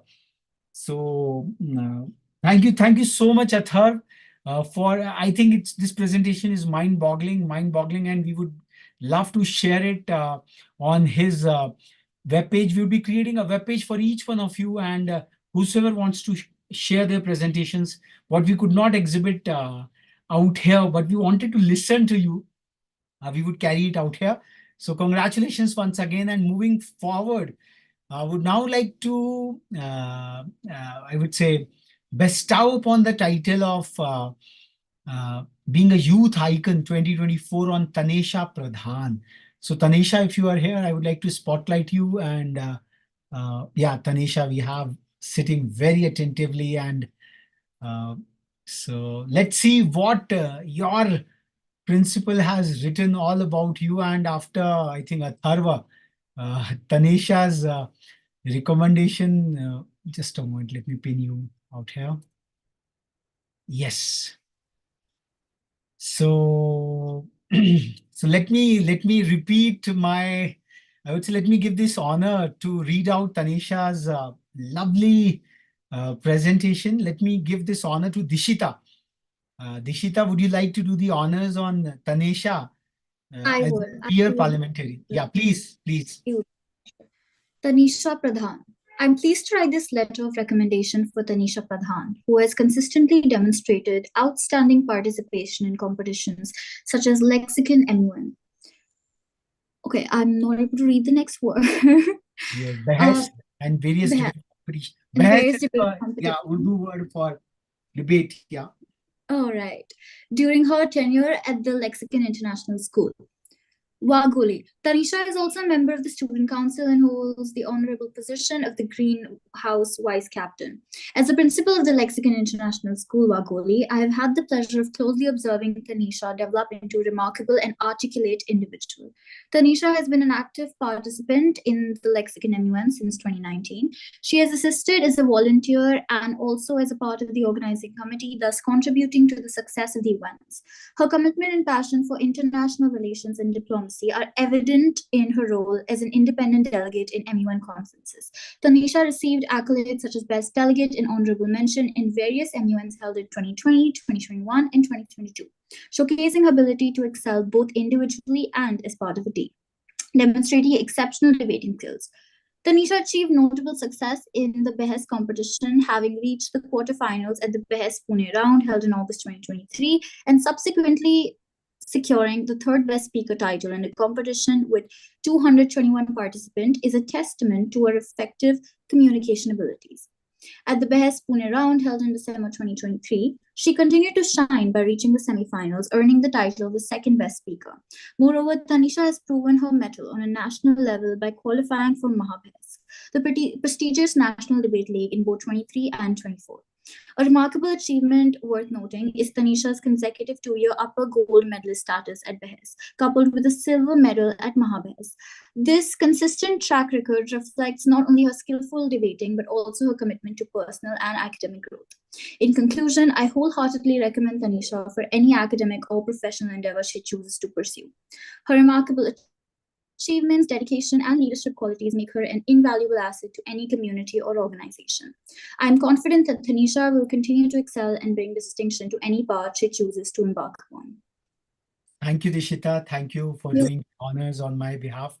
Tanisha, quite an accomplished personality in Behes and Mahabehes. So let's invite Tanisha to the Behes of today and the motion what he wants to address out here. Tanisha. Yes. Well, I would like to start off by saying everybody that spoke before me spoke phenomenally well, and I'd be very honored to come even close to either of them. Greetings to the Honorable Chair and to my very capable fellow speakers. When we talk about India becoming a developed country by 2047, we talk about India's demographic dividend, which is the amount of working population. Because let's face it, no matter what we're going to invest on, be it healthcare, infrastructure, any source on which the country stands on, we need the rupee to hold it. As we look at the roads, the schools, the hospitals, wells, and tractors that are appearing here and there, and all the fuss that is made about them, we may wonder, is this development? If not this, then what is? A village gets a tractor or builds a well. Many people rejoice. Here comes development. The productive forces are expanding. Yes, they are. But someone says development of people, not just of things. 10 years of well digging, road building, tractor importing gives no guarantee against, against following years of indolence, corruption, injustice, and stagnation. Development, if any, is to be found behind the well, the way that it was designed and built, how the credit was fought for, and in the people with whom the discussions went on with. I'd like to start off by saying that, like my fellow speaker said, the definition of development will change. Now, you may call it the pattern of the market. I'd like to call it Vidhi ka Vidhan. Just roti, kapra, makan, or do waqt ka khana is enough for survival, but is it enough to produce, to be productive, to be an asset? It is not, because no matter what we talk about, the ability to buy, the ability to buy those facilities is what makes us valuable individuals to our country's GDP. Now, why is the country's GDP so important? Why is it all about money? I'm not solely interested in money, but the freedom that it gets with it, what it gives the individual. Now, India will reach its highest demographic dividend in the next decade. What will it result in? Expansion on infrastructure, IT parks, and promoting entrepreneurship. India has already done these things. Promoting entrepreneurship is not just about providing subsidies, it's also about active participation, active government aid, which has been showcased in the Masters Union. When we talk about income disparities in the Indian society, we must realize that for any market to be profitable to each and every shareholder, it must have a least percentage of turnover. Now, if we're talking about developed countries, this turnover is 8% in every financial year. For India to reach this 8% turnover in every financial year, we must realize that income disparities come in various forms. There is disguised unemployment, there is employment in the rural areas which don't really produce much. There's casual employment. But if we're talking about how to develop, how to provide jobs, we're going to have to look at sectors that are often just not undertaken at all. One such is our dear tourism sector. Niti Aayog had conducted a survey in recent times, and the survey concluded with substantial evidence that if tourism as a sector is developed, that it will open possibility of providing around 35 lakh jobs per year. That will give us a 2% turnover on what we have currently. When we talk about the social spheres, as a lot of my fellow speakers have talked about, when we talk about communal rights, when we talk about radicalism, we talk about how this stems in the Indian society. This caste-based parity is something that has a very trivial root cause, and to identify that root cause, we must accept that it all stems from our very own trivial comments on pivotal social issues. The jokes that we make on communities, on religions that we do not have faith in, our own stereotypes and our own prejudices, these are what condemn us to paint the greater beautiful picture with a black ink, which otherwise would have unveiled a rather utopian view as compared to what it is today. Now, if we talk about the educational sphere and the idea of reservation, we must recognize that that reservation as a practice is equity. We're not talking about equality. Equality is treating everybody the same. Equity is treating every single person in equal proportion. Yes, when our fellow speakers say that, everybody, a 90% kid must get into a college, but we must also recognize that one who has all resources versus one who has limited ones, that leap from a 0 to 60 shows more resilience than for a person that has everything and yet is at a 90. There needs to be something that sets us apart. Providing subsidies to such students also requires money, and money does not indeed grow on trees. Then, if we talk about foreign exchange in India, we know that the MNCs are expanding and our economic sphere is growing rapidly. But what about the sectors that are less seen? Foreign exchange needs to also be brought into the medicinal sphere, right? Recently, I was looking at a Instagram page where a husband described how his wife died due to medical negligence in a hospital, and his wife's pain was deemed as quote unquote "aapki biwi natak kar rahi hai." It was a simple fibrosis removal surgery, yet the medical staff decided that it was not worth a person's life. Once that issue was taken up to Delhi High Court and and the Health Ministry of Delhi, they were reverted with a simple scheme that said that if you need subsidies, we are here. How must we put this justice in terms of Indian rupees? The Indian rupee must be used for something that gets you the opportunity to fight such cases, because every single person of India does not have the money or the strength or the power that it takes to fight for their rights, let alone awareness. Even if someone is aware, do we have the power, do we have the recognition or the stage to bring forth our struggles? When we talk about educating our people, we must also talk about accessibility, about the ability of bringing that education to a forefront that brings us back some value from it. Knowing the Pythagoras theorem is not going to take us anywhere other than our math exams. We must know real life skills. We must know what is required. The husband did not know the clinical procedure either. Why are patients not briefed about what their significant others are going to be in the ICU for? Why must the medical staff be held in court for 7 years? That is more than enough for them to make a fortune before they retire or their medical license taken away. We must look at all the spheres that are not seen enough. Sure, infrastructure, manufacturing is all seen. Everybody knows, and we absolutely must invest in these. But is the investment on the sector or the people of the sector? Because in every single sector, there are people that suffer due to its working conditions, due to the unorganization of work hours, not getting enough pay.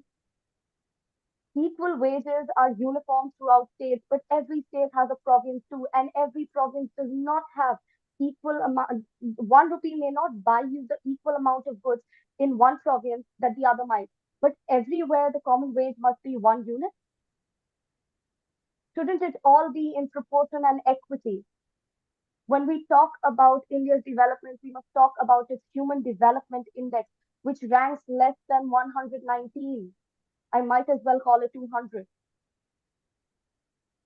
It is not just about the money being made, it is about the money being put to use. That is what development is. And that particular definition, God forbid, changes. Thank you. And I conclude. Thanks a lot, Tanisha. I think if Atharva's presentation was quite wide and pervasive, you have a unique capability of intertwining the issues. The way you have raised more questions with your profound command over their true purport. You're bringing in education, healthcare, trying to juxtapose each one of them. I think it's a very deep presentation, I can say. And at this juncture, we have been joined in by Madam Petronina Eats, your honorable principal, who has really written these lovely recommendation notes, which make you a true youth icon, as we can all see at this youth parliament. I would request Madam Eats if she can come in and introduce more about the learning culture, the leadership culture at the Lexicon International School, Wagholi, Pune. We would be all the more illumined before we move on to the next youth icons. Madam. Yes, very good evening to each one of you. And definitely, it is a pleasure to have all our students excel in every sphere in whichever aspect they choose to conquer. In this case, of course, I'm very proud of Tanisha and Atharva, who truly emulate the essence of being lexiconites. At Lexicon, we truly believe in giving each and every child equal opportunity and an equal platform to actually present themselves. And eventually, it is up to the children to take that forth. So, extremely proud of both our students and definitely of our coming up sister schools as well, where Lexicon Kalyani Nagar will be taking over. But nevertheless, imbibing the values within each and every child and also ensuring that they all do well is definitely the crux of Lexicon. Thank you so much. Thanks a lot, madam. The lexicon of leadership is perhaps being written at the lexicon schools for sure. Moving on, congratulations, Tanisha and Atharv. All over again. Your presentations are truly stellar. I would say very deep and very, I would say, diverse out there. Lovely, lovely. Moving on, we have two another youth icons, and then I will move on to the Devabhumi Uttarakhand. We missed Yurvi and her friend who could not join in because of some connectivity issues, but nevertheless, we would like to celebrate their contribution. So we have Ranbir Dabade. Ranbir, can I see you? Yeah, I can see Ranbir. So let me let me pinpoint him. And Ranbir is a student from Sanjay Godhawat International School, Kolhapur. Madam Sasmita Mohanty and has given this elaborate recommendation of Ranbir being a youth icon out here. And let me ask Rigved to do the honors of reading, because the peer culture in a parliamentary space, the peer recognition is so very vital and important. So let me request Rigved if he can do the honors on Ranbir. Absolutely, sir. Uh, yes, Ranveer Dabade has consistently demonstrated outstanding leadership qualities and a keen interest in civic engagement.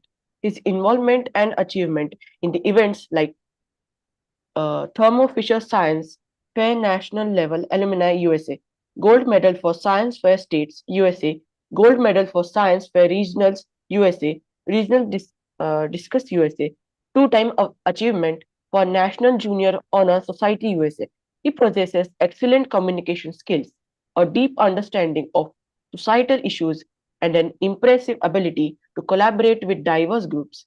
He has demonstrated an admirable commitment to his academic pursuits and has constantly exhibited a high level of maturity and responsibility.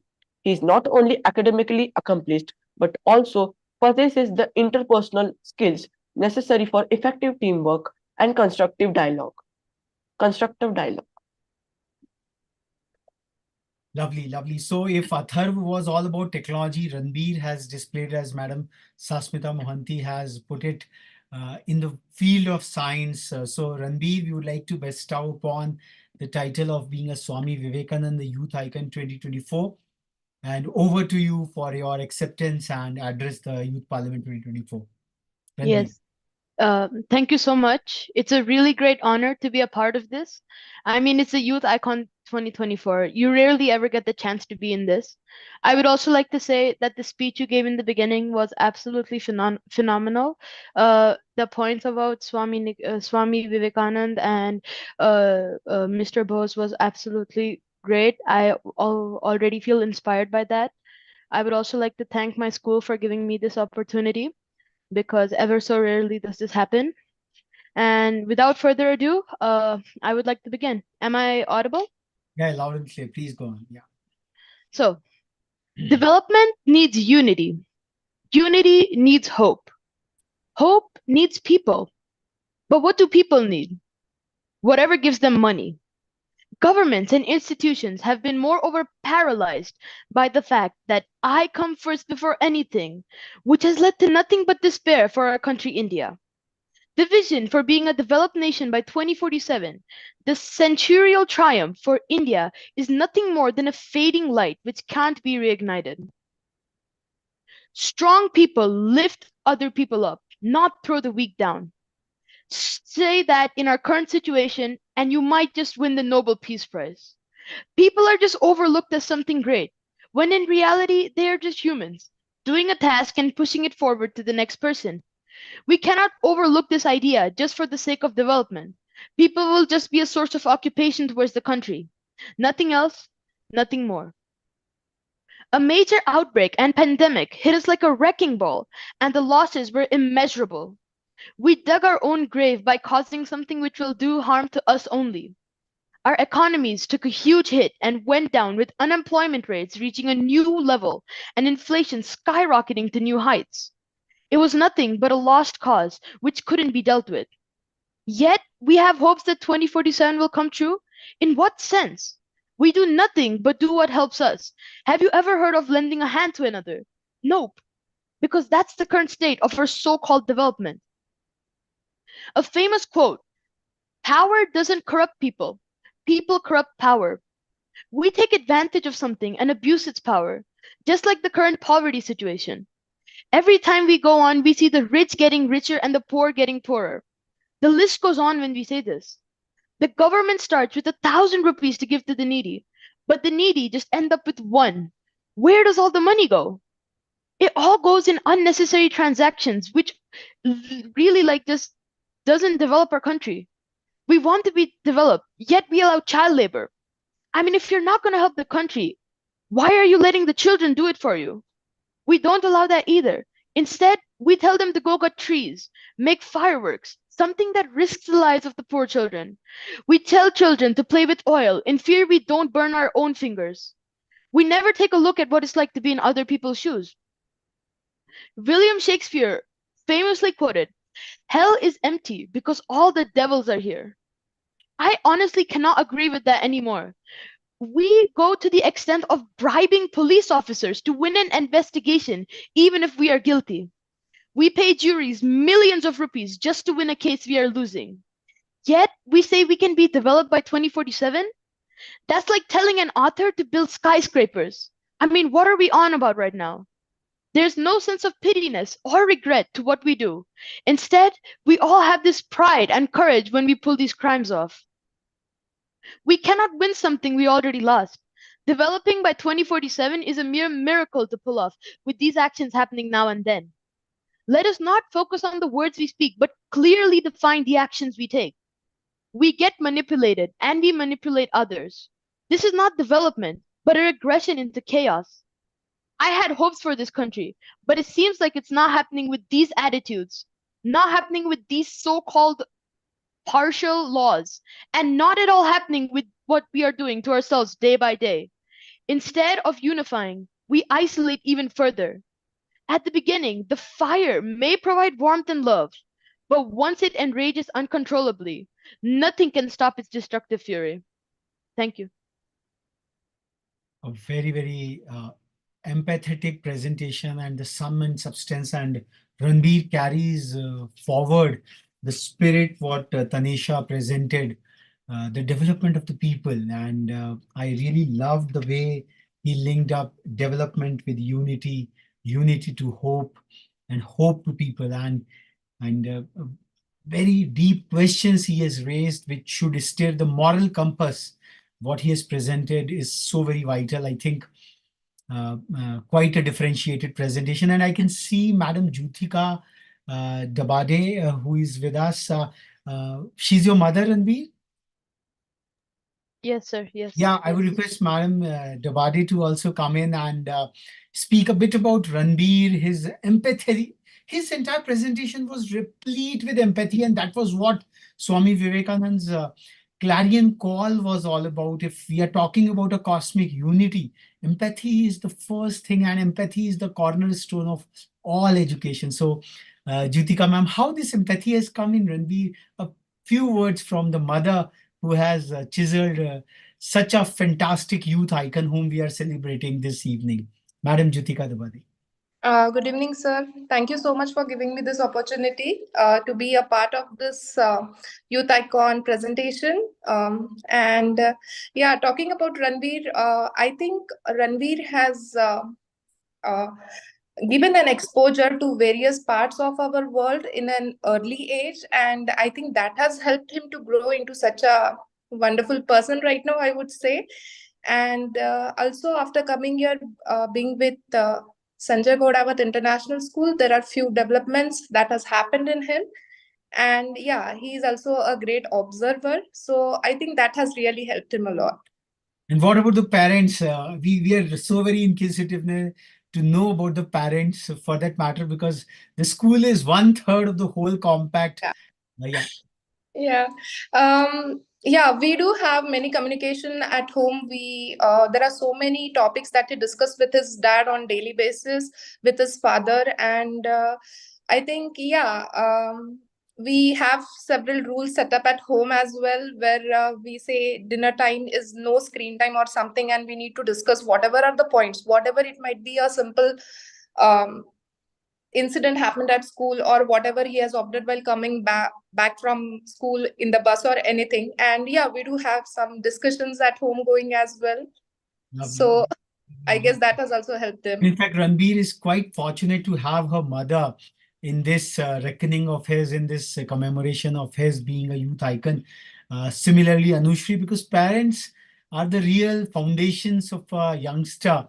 And that's where Swami Vivekananda, across his great life, used to talk about before his guru, his own mother, what he learned in her lap about his father. So, so very fortunate, Ranbir. Congratulations once again. Moving forward, we have Khushi Devnal, and I could see Khushi. Let me spotlight her. And yeah, and maybe I would like to invite Tanisha to do the honors on Khushi on behalf of the forum, to read out her uh, enormously elaborate citation from Madam Sasmita Mohanty. Absolutely. Tanisha, would you do the honors for me? Absolutely, I would. Yeah, I'd please. be delighted to. Sushi Devnal has proven to be dedicated and passionate student with a strong sense of responsibility. She has participated and grabbed second place in state-level debate competition, worked as a house captain in 2022-23, got the chance to serve as a house captain in 2023 to 24, hosted various programs like Annual Day, Republic Day, Parents Orientation, etc. Participated and brought laurels to her house during various inter-house competitions, achieved gold medal in district level volleyball competition at Egypt, displaying a remarkable ability to analyze complex problems and what is this? Complex problems and Propose innovative solutions, yeah. All right. Propose innovative solutions. Khushi Devnal is articulate, thoughtful, and possesses a genuine enthusiasm for public service.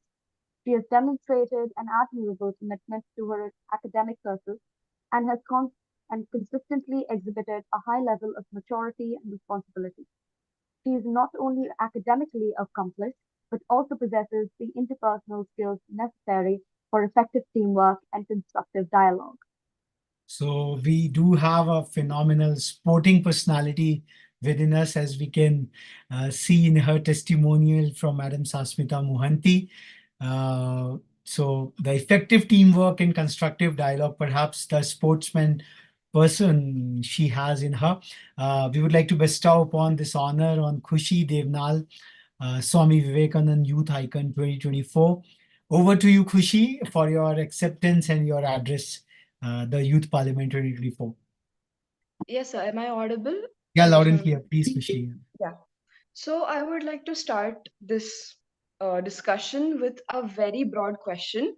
Why associate a goal with a milestone with a timeline? I mean, maybe we could push it a bit forward or push it a bit backward. If real success has to be attained, then we don't have to constrain it to a time. Then I would now like to start with a very small speech I wrote. In a fast growing world, we choose to be faster. Tough crowd, we choose to be tougher. Cruel past, we choose to evolve. They build the Statue of Liberty, we build it taller and called it unity. We flew to the moon, we flew south and reached lows they couldn't. Our military is no weaker, they just get better day by day. The IITians and the doctors, they don't just sway. We aren't embarrassed to say, we go by the name Indians every day. Who said we weren't going to strive for more, exceed limitations and expectations our ancestors set for us? So why stop now? We work tirelessly to build up the foundations to reach a soaring feat with ups and downs. They say rough times make strong people, and we haven't failed in any way. Attain freedom from colonial rule or climb tall peaks, land on Mars or even the south side of the moon. We have not failed if we really put ourselves in there. It only required a goal for us Indians to achieve even the impossible. So why not now? When after years of independence, why can't we put our hearts into the nation we dearly call ours? Put our minds to those tough exams that we know that maybe make a difference and contribute in the history books we read. After going through all that, wouldn't it just be worth it? I believe that all the Indians lack pride for their nation. They don't, uh, it's that they know the statistics, they know everything that the nation possesses, but they lack the knowledge and the pride that we hold for the nation. For example, people might want to go at USA or Canada or for better higher studies, and they have that right to do so. But they don't appreciate that India has done so much for us already. But of course, with every coin, there is a good side and a bad side to it. We, as the government of India and India itself, also has lacked in some of the scenarios. I would like to mention some, calling out COVID. And initially, the cases were very few, considering that we had a very strict lockdown in the beginning, but then found out that the employment rate and the economy was going down. We had to open the lockdowns, and we lacked in technological skills and healthcare. That's why we had the initial spike of COVID and various phases of COVID. Then there are factors at which we are considered a developed country. The government aims to mobilize resources, stabilize the prices, enhance employment, in which they are investing 13.52 lakh crore rupees for the legislative light to work, which would further develop the initial will to work in a company to basically raise the employment. Then we know that there is a theory that in 100 years there is a pandemic in the world, and every decade there's an epidemic. Are we ready to face these in the upcoming years? Considering that COVID had hit so hard in India, are we ready to even call ourselves developed with these circumstances in mind? Is what the question I want to pose in front of the audience and the fellow speakers. Then I would also like to raise the point of the Mumbai Metro, which has been going in construction for, I guess, about 2006, sorry. And it has still been going on for 20 years, and it's expected to finish by 2026, October, which is a very long time considering it's a metro and a metro city which is so developed. We wouldn't be Okay, so what point I would want to say is that India, or citizens of Indians to be precise, never appreciated the time. The time constraint is what is basically I'm going to be talking about, because most of the Indians got an attitude. I'm not pointing out anyone, but they also say that the meeting is going to start at 7. Why don't I join at 7:15? Anyways, the functions and the introduction would take 15 minutes. So it's just, it would be a waste of time and energy. Well, that just is a psychological game when you try to procrastinate. And that is, I wouldn't be targeting the government, because I think it's doing its best, but there's also corruption that comes into mind. But citizens are also to blame, as we are a bigger body than the government. We as citizens play a bigger role than the government because we are a larger piece. The government is a small sector which is responsible for a small part. We hold the majority of the power. We all hold the power to choose which government we want. So as citizens, we also have to value our country, to bring pride into ourselves, the sense of nationality and patriotism, which I think no one has discussed. The statistics people have provided are very valuable, I agree, but I think those statistics are overrated because people would find them on Google and extensive researches. It's the implicit meaning, which we like to call it, that has to be understood by people, which I mentioned: nationality, patriotism, pride in the nation, and a feeling of inferiority or superiority in front of the bigger bodies. Thank you. Thanks a lot, Khushi. I think her argumentative articulation, which is so very thoughtful, the approach what I think our previous speaker Tanisha introduced, asking more questions, the intertwined discourse, which is so very important to go to the root of things, not stopped by the surface of it all. Thank you so much, Khushi, for enlightening us with the larger questions. And last but not least, listening to your initial prologue, when you were in your poetical articulation, I think I remembered Gurudev Rabindranath Tagore's "Where the Mind is Without Fear."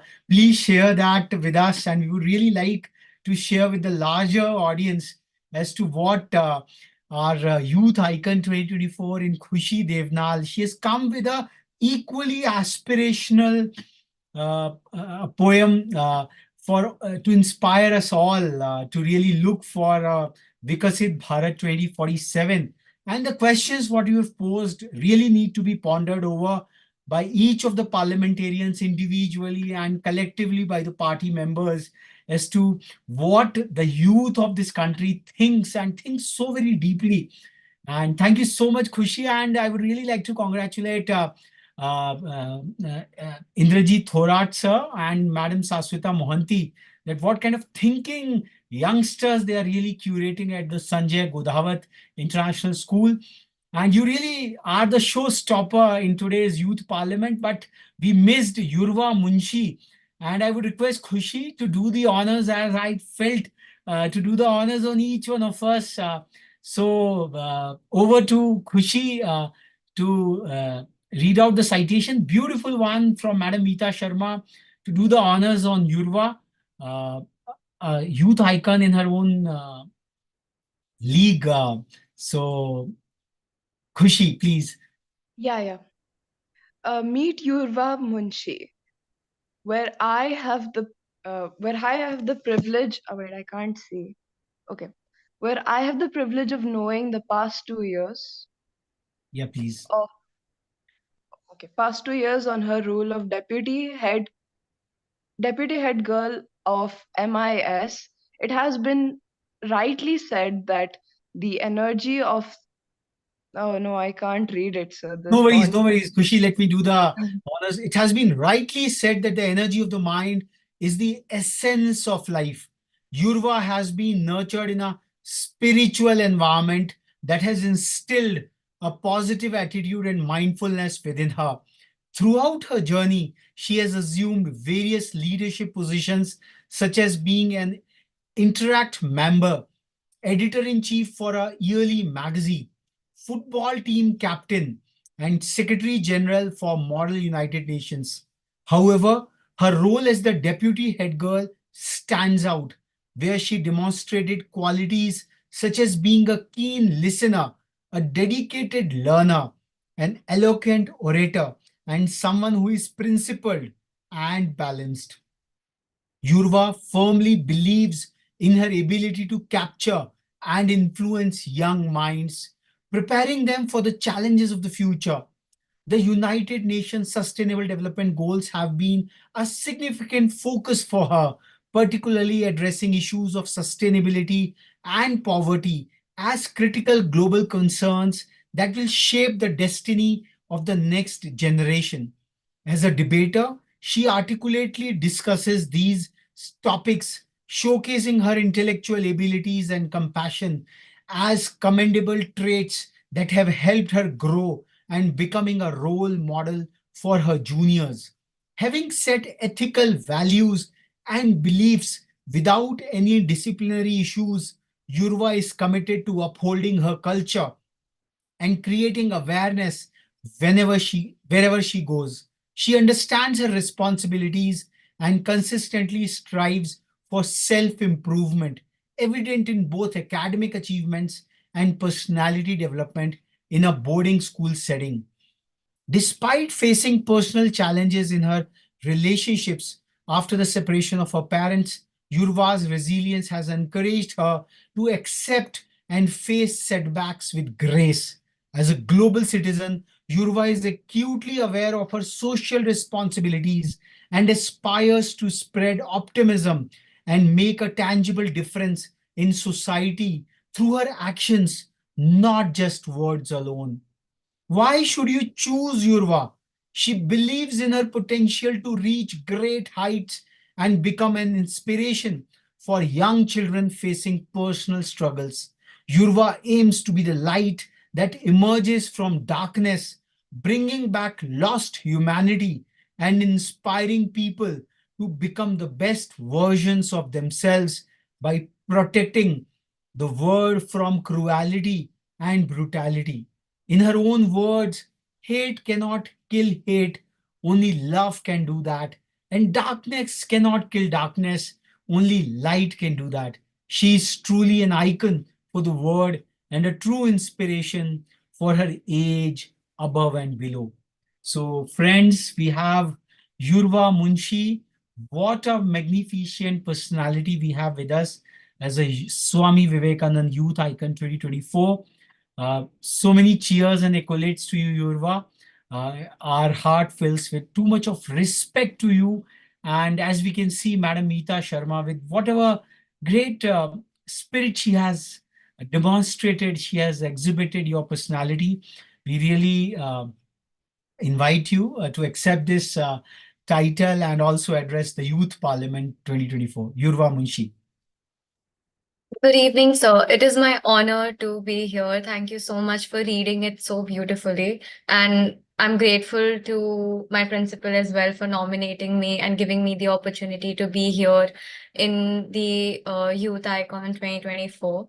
I thank Rethink India as well for having me here. And I am really sorry for the inconvenience that I could not join in before. The reason being that I met with a small accident, which also made me think about right now that I don't understand the point of the youth trying to rash drive, trying to get themselves, I don't know, trying to get themselves in problems which they might have to face the repercussions for. So, to be honest, that made me also realize that the youth of India pretends. It's not actually depression, but pretends to be depressed, pretends to be sad, pretends to be sensitive, when we were never brought up to be this sensitive.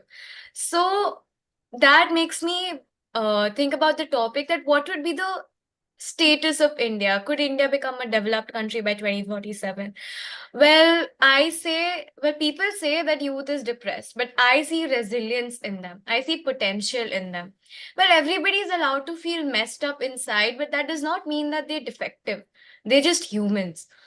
Well, no one can teach you or make you spiritual, but you can there's no other teacher but your own soul. And I've read this quote by Swami Vivekananda only. And I want to talk about the growth of India in an emotional aspect as well, because emotions play an equal role than the practical information. While I do agree that my co-participants beautifully depicted what could be done to improve and to grow India in the future years, but for me, I personally, as written by my principal, I believe in UNSDGs. The United Nations Sustainable Development Goals should be achieved, because it is literally it's a plan. It is like a very equivalent plan which will help us grow in the future. No poverty, no hunger, gender equality. All these are parts that we actually have to inculcate within us in order to grow. We talk about gender equity. Equity is very important when we talk about reservations in India, whether it is for women, whether it is for the lower caste or anything. I would like to quote a very, in the language of Hindi, which is our very beautiful mother tongue. अब राजा का बेटा राजा नहीं बनेगा, राजा वही बनेगा जो हकदार होगा. The meritocracy society needs to be implemented in India so that we can actually look at the talent, the potential.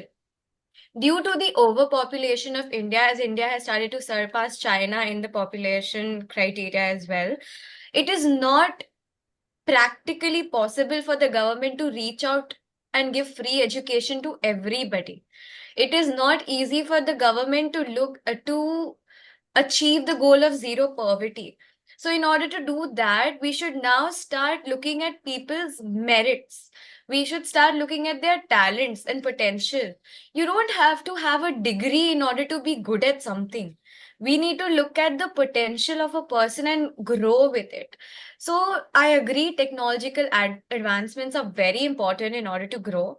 And for that, we have extremely skilled people who go abroad and study abroad. So, but why are they going abroad? They're going abroad because they do not find India that India has that potential to give them the opportunity they deserve. So we should find and create those opportunities for those people in order to grow as a nation. We should promote domestic industries. Talking about the economic advancement, also government has started taking steps such as the Lakshadweep Maldives conflict. It was not exactly a conflict when you talk about it. Narendra Modi just promoted the beautiful islands of India, which is Lakshadweep, which is very underrated. But of course, the Maldives government had some say in it, which wasn't very polite, and it turned out to be a conflict. But India has now started boycotting Maldives and going to Lakshadweep and making the economy grow, which is a good part, to be honest. It wasn't supposed to be played like that, but the manipulation that the government can do to the citizens in order to grow is another perspective. Now, Ram Mandir was not supposed to be just it was supposed to be a cultural aspect only, but turns out it wasn't. It has the potential to catalyze the economic growth in Ayodhya and its neighboring regions. And well, the tourism boost, the infrastructure development, which also created jobs, and also the cultural and handicraft promotions, which will get India more recognition globally, creating such a beautiful temple.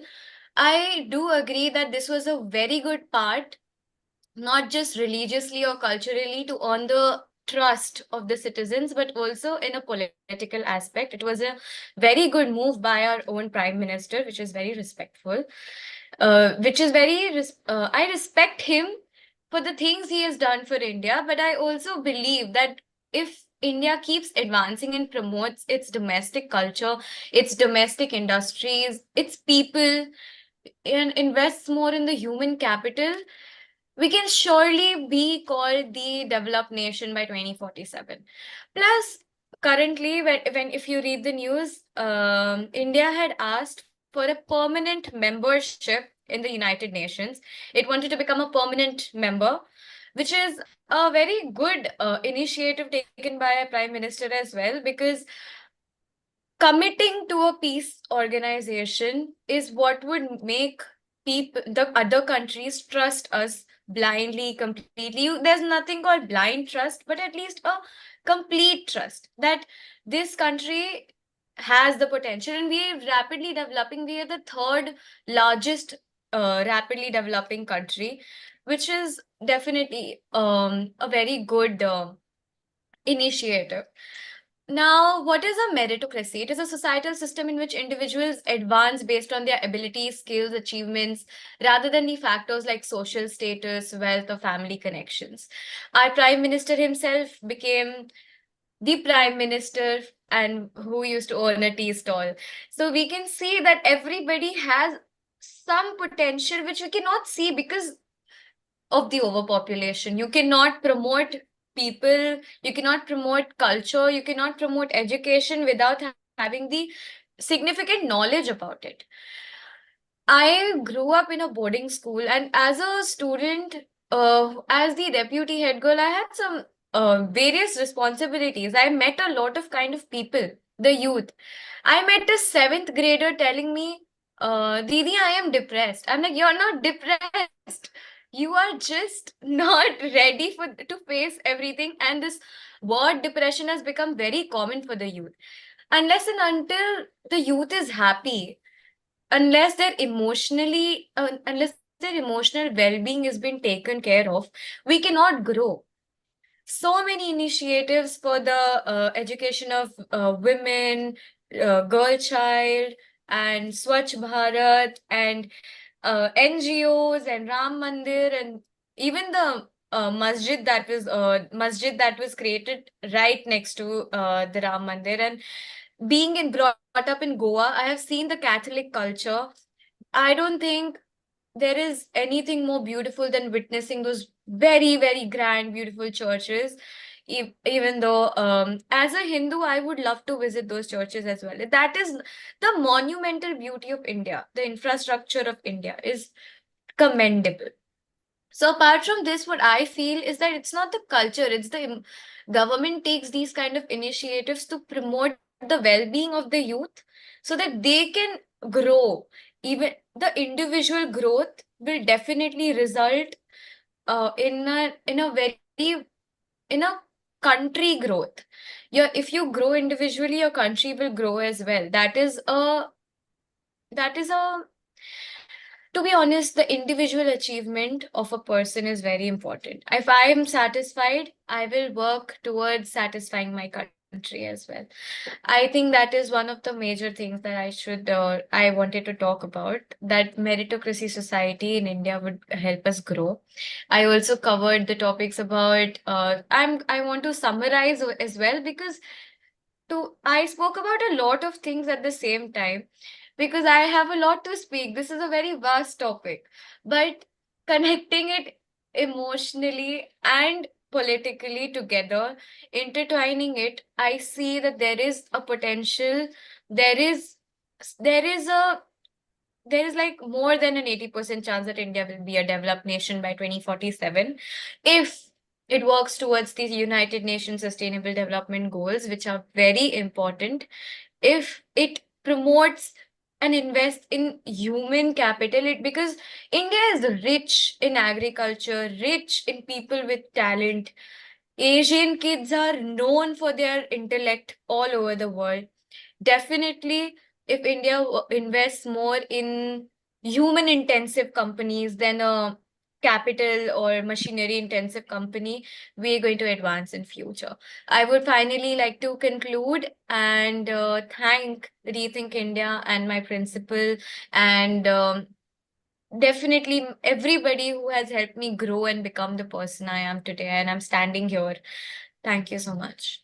Thank you so much, Yurva. You have, in fact, got the essence of it all.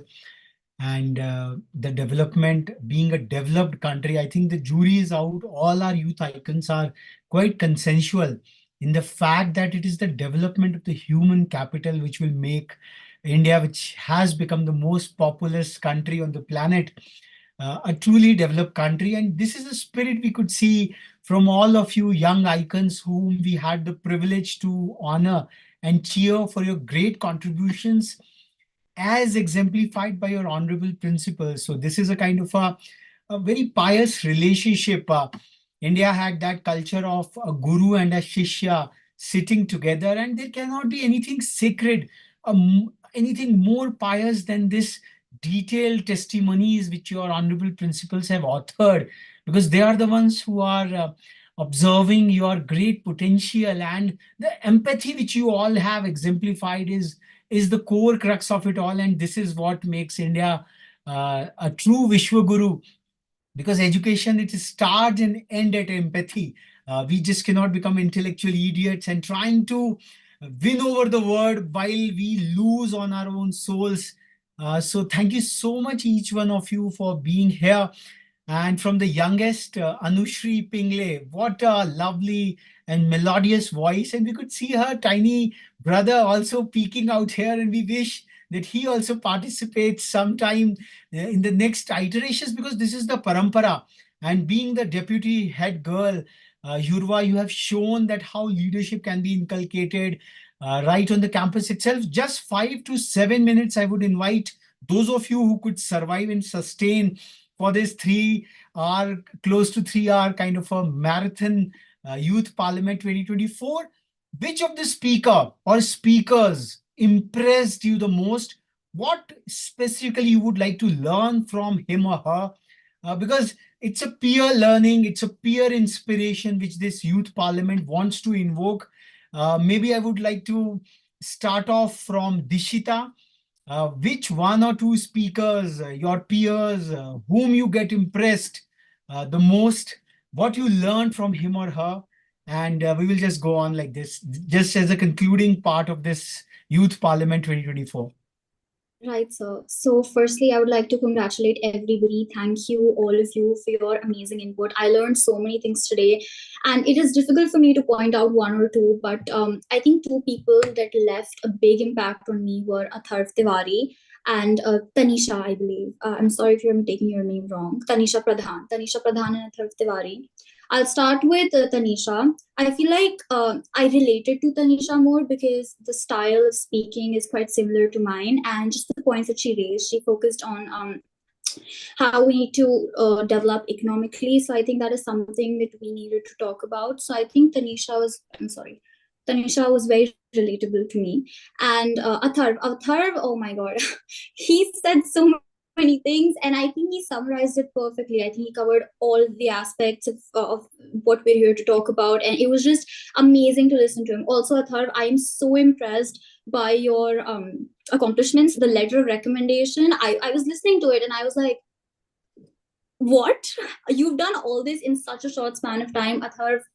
My heartiest congratulations to you. If I could do half of what you did, I'd be amazed. Thank you so much, both of you. And amazing, all of you were absolutely amazing. The point about charging electronic cars, I'm not sure who said that, but it was a very thought out point. It's these small, minute details, these small things that really inspired me. I was like, oh wow, they thought of that as well. So I think the underlying is that it's been a very fruitful conference, and all of you were absolutely amazing. Thank you, Dishita. Thank you.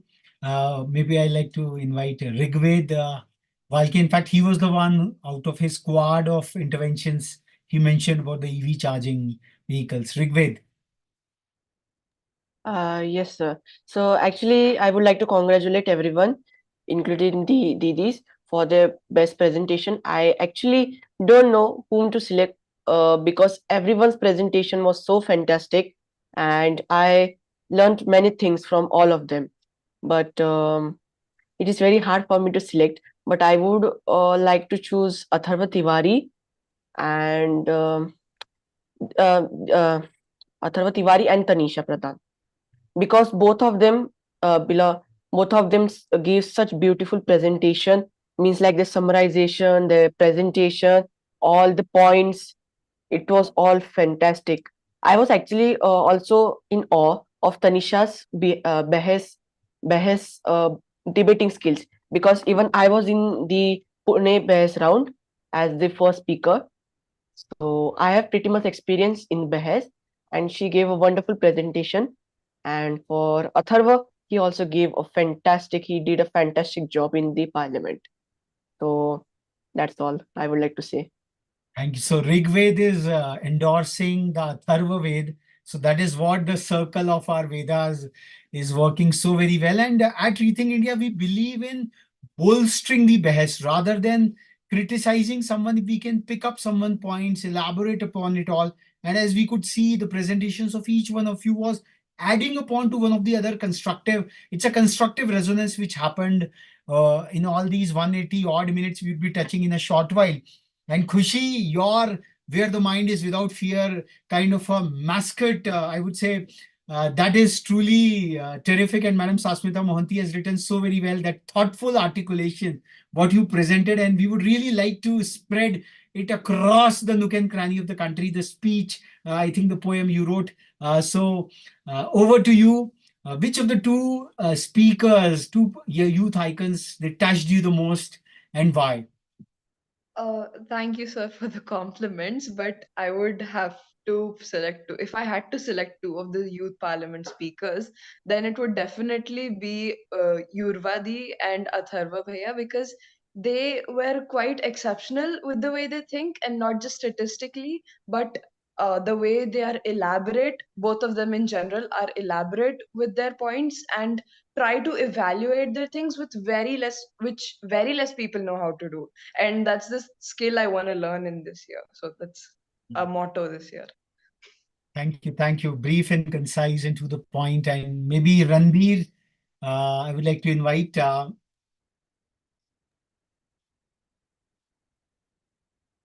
Yeah, so am I audible? Yeah, loud and clear. Please carry on. Yeah, so if I had to pick two people, I would also pick Tanisha Pradhan and Atharv Tiwari, because I mean, I'm not sure if Tanisha realized that, but I'm pretty sure she has like that news reporter voice already with her, which already makes it sound like so much more like a news report and a speech. So it really fits the youth icons 2024 type of ideology, and the points she also stated out and the reactions she gave along with it, they all kind of concluded to like a very well rounded off speech and very well addressed idea. And Atif Tiwari also, like, he explained it phenomenally. He had so many ideas to bring out to the table. It was honestly like very well thought of, and the achievements he also did, I'm pretty sure Dishita mentioned that, they were also extremely good. So congratulations to you both. Yeah. Thank you, Ranbir. Thank you. And before I move on to our youngest youth icon, I would request Yurva because she might have come a bit late, but she might have heard. So her comments as to which all speakers impressed her the most and why. Yurva. Um, yeah, I genuinely wanted to hear Dishita. I think I missed her and I got rest of them. But I'm sure she did an exceptional job with the way she speaks. I'm really inspired by her. But other than that, I heard Athar Tiwari, who everybody has been talking about. And to be honest, even in my opinion, he has done an amazing job in expressing himself. He seems like a very expressive person who knows how to articulate his speeches. He knows how to express his ideas. It's amazing the way he did it. And apart from him, I genuinely liked how fearlessly Khushi was able to express her opinions, and how she definitely did a very good job in targeting a few sectors which require a lot of work. So I was definitely impressed by it. So Atharv and Khushi were a standout for me. Rest everybody performed very beautifully. Their speeches, the way they spoke, I genuinely appreciate everybody. It was lovely. Thank you. Thank you. Thank you. Thank you, Yurva. So over to you, Anushri, the youngest of the lot. And I would really like to appreciate Anushri that she was the first one. She had prepared a lovely presentation, but I gave a kind of a shock because transiting from, but then she got over that shock very naturally and very beautifully, very enigmatically. She just went on and on. Her statistics were lovely at her age. I would say, so over to you, Anushri. which all speakers, maybe you can give a commentary to each one of them, because everyone is a senior to you. So what you learned from each one of our youth icons this evening? Anushri.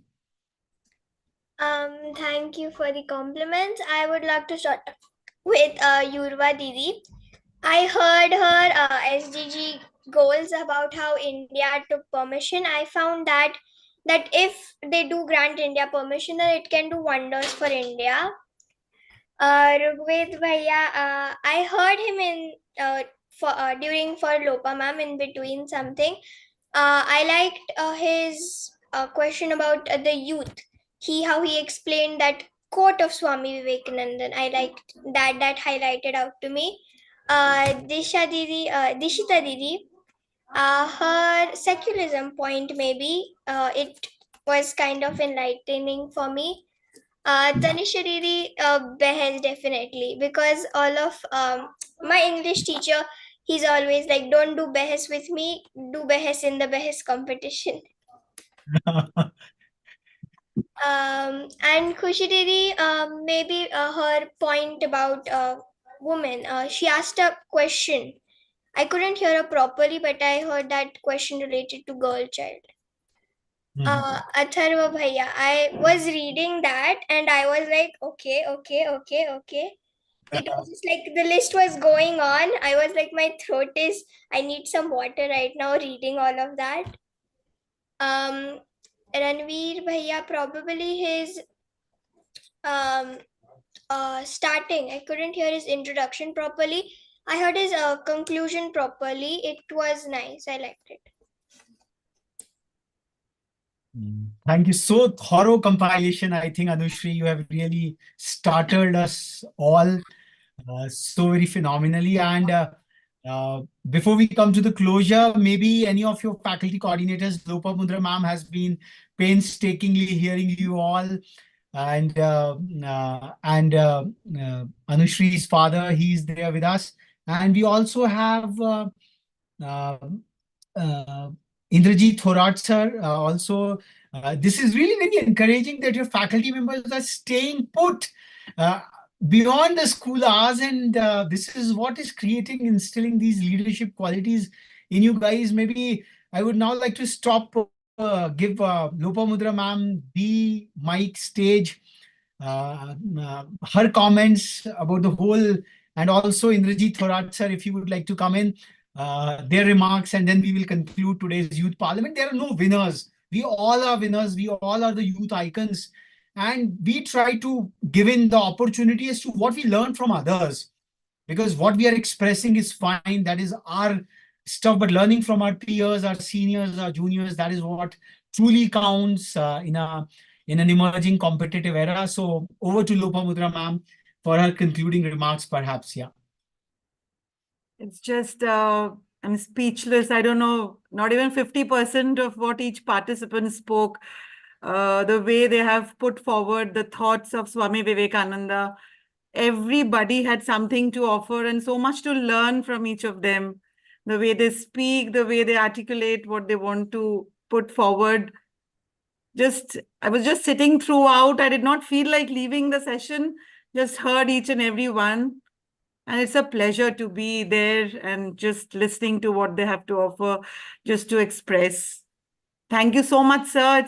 Thank you once again for letting me a part of this session. And congratulations. All of them are winners. They spoke so well. Ajit sir, anything you have to share just in this last moment? Yeah. Yeah, absolutely. First of all, I think it was great. This is the first kind of experience personally for me to participate, because I have been part to lexicons, caterpillar to butterfly, and I have seen, so I think a lot of efforts have certainly gone through via principal ma'am at respective locations, even Lopamudra madam. She did great. I've even seen, how the annual day other things are done. So I think this is one of the best sessions. No sugarcoat, I mean it from bottom of my heart. So, and you have also helped to facilitate and encourage each and every one of them, and taking notes and telling, how they are, how their ideas are coming, and how the peer pressure is there, you just release the peer pressure and got somebody to read their introduction and others. So I mean, that is something which has to happen. So I think the culture which I have seen here, getting inbuilt across pan India is really fabulous. So congratulations, and thanks for the opportunity to all the students. Very gratitude, sir. Thank you. Indrajit Thorat, sir. Yeah, sir. So, thank you very much, sir, for this particular opportunity for all our students. Listening to the student whose age, I think she's in grade 7, Anushri, and then the student of grade 11. So, everyone have come up with different idea, and their example, their research skill, the way they have researched about this topic is phenomenal. I would say, during this preparation of particular competition, the student they research a lot. I think am I audible, sir? Yeah, loud and clear. Please carry on. Okay. Yeah. So, as sir was saying, that the way you ask other students to introduce each other, that has developed collaboration skill among students. And this topic, as I think there was one participant was saying that it's difficult to say, because there are so many things to speak about this particular topic. So everyone has done a lot of research, sir, and I think you have to come up with these kind of topics frequently, so that student will get chance to do this research and speak. Dikshita, Tanisha, Atharva, Rugved, everyone, Khushi, Ranveer, so they have done. I have seen their preparation, the way they were preparing. But then the competition, the real competition they have seen today, Jutika, then Yurva, everyone spoke. Means their preparation was at par, sir, I would say.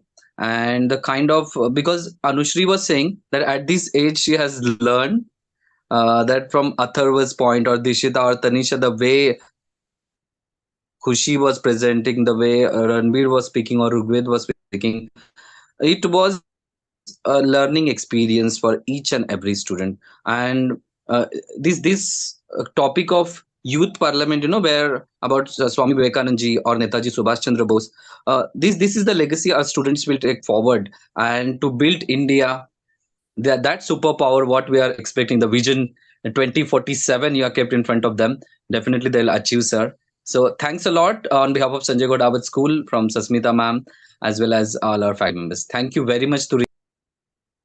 Thanks a lot, each one of you youth icons. 2024, each one of you have displayed the parakram of coming forward in your own individual, I would say, special, unique fashion. And I would like to sum up, conclude today's Youth Parliament by reading out the adage.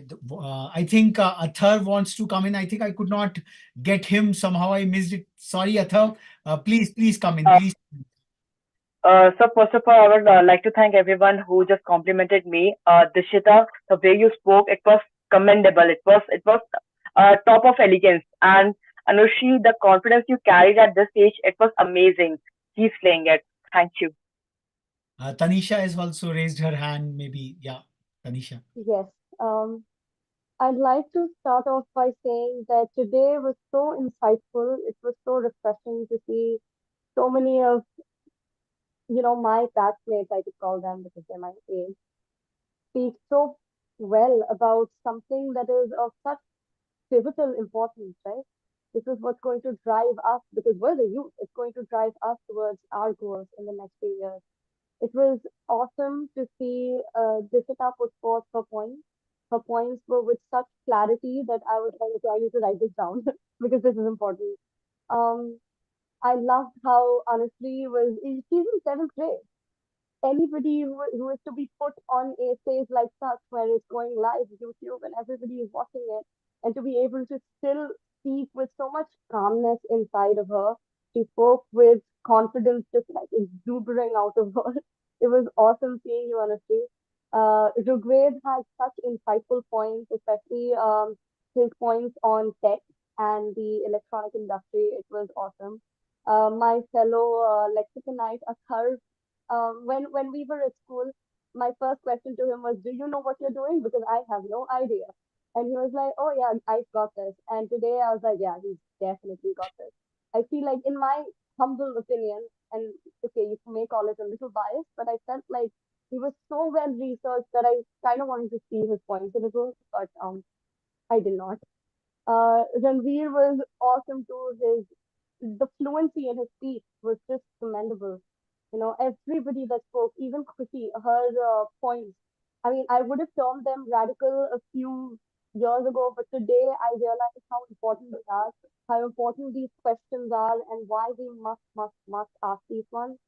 Yulva had such empathetic views on the topic. It was so awesome to see her talk with so much casuality, as if we were all just as if this wasn't around conference. It was just a random conversation, and it felt so nice to be talking to someone across the screen, but them being so well spoken that you almost felt like you weren't alienated with a screen between you. So it was just awesome.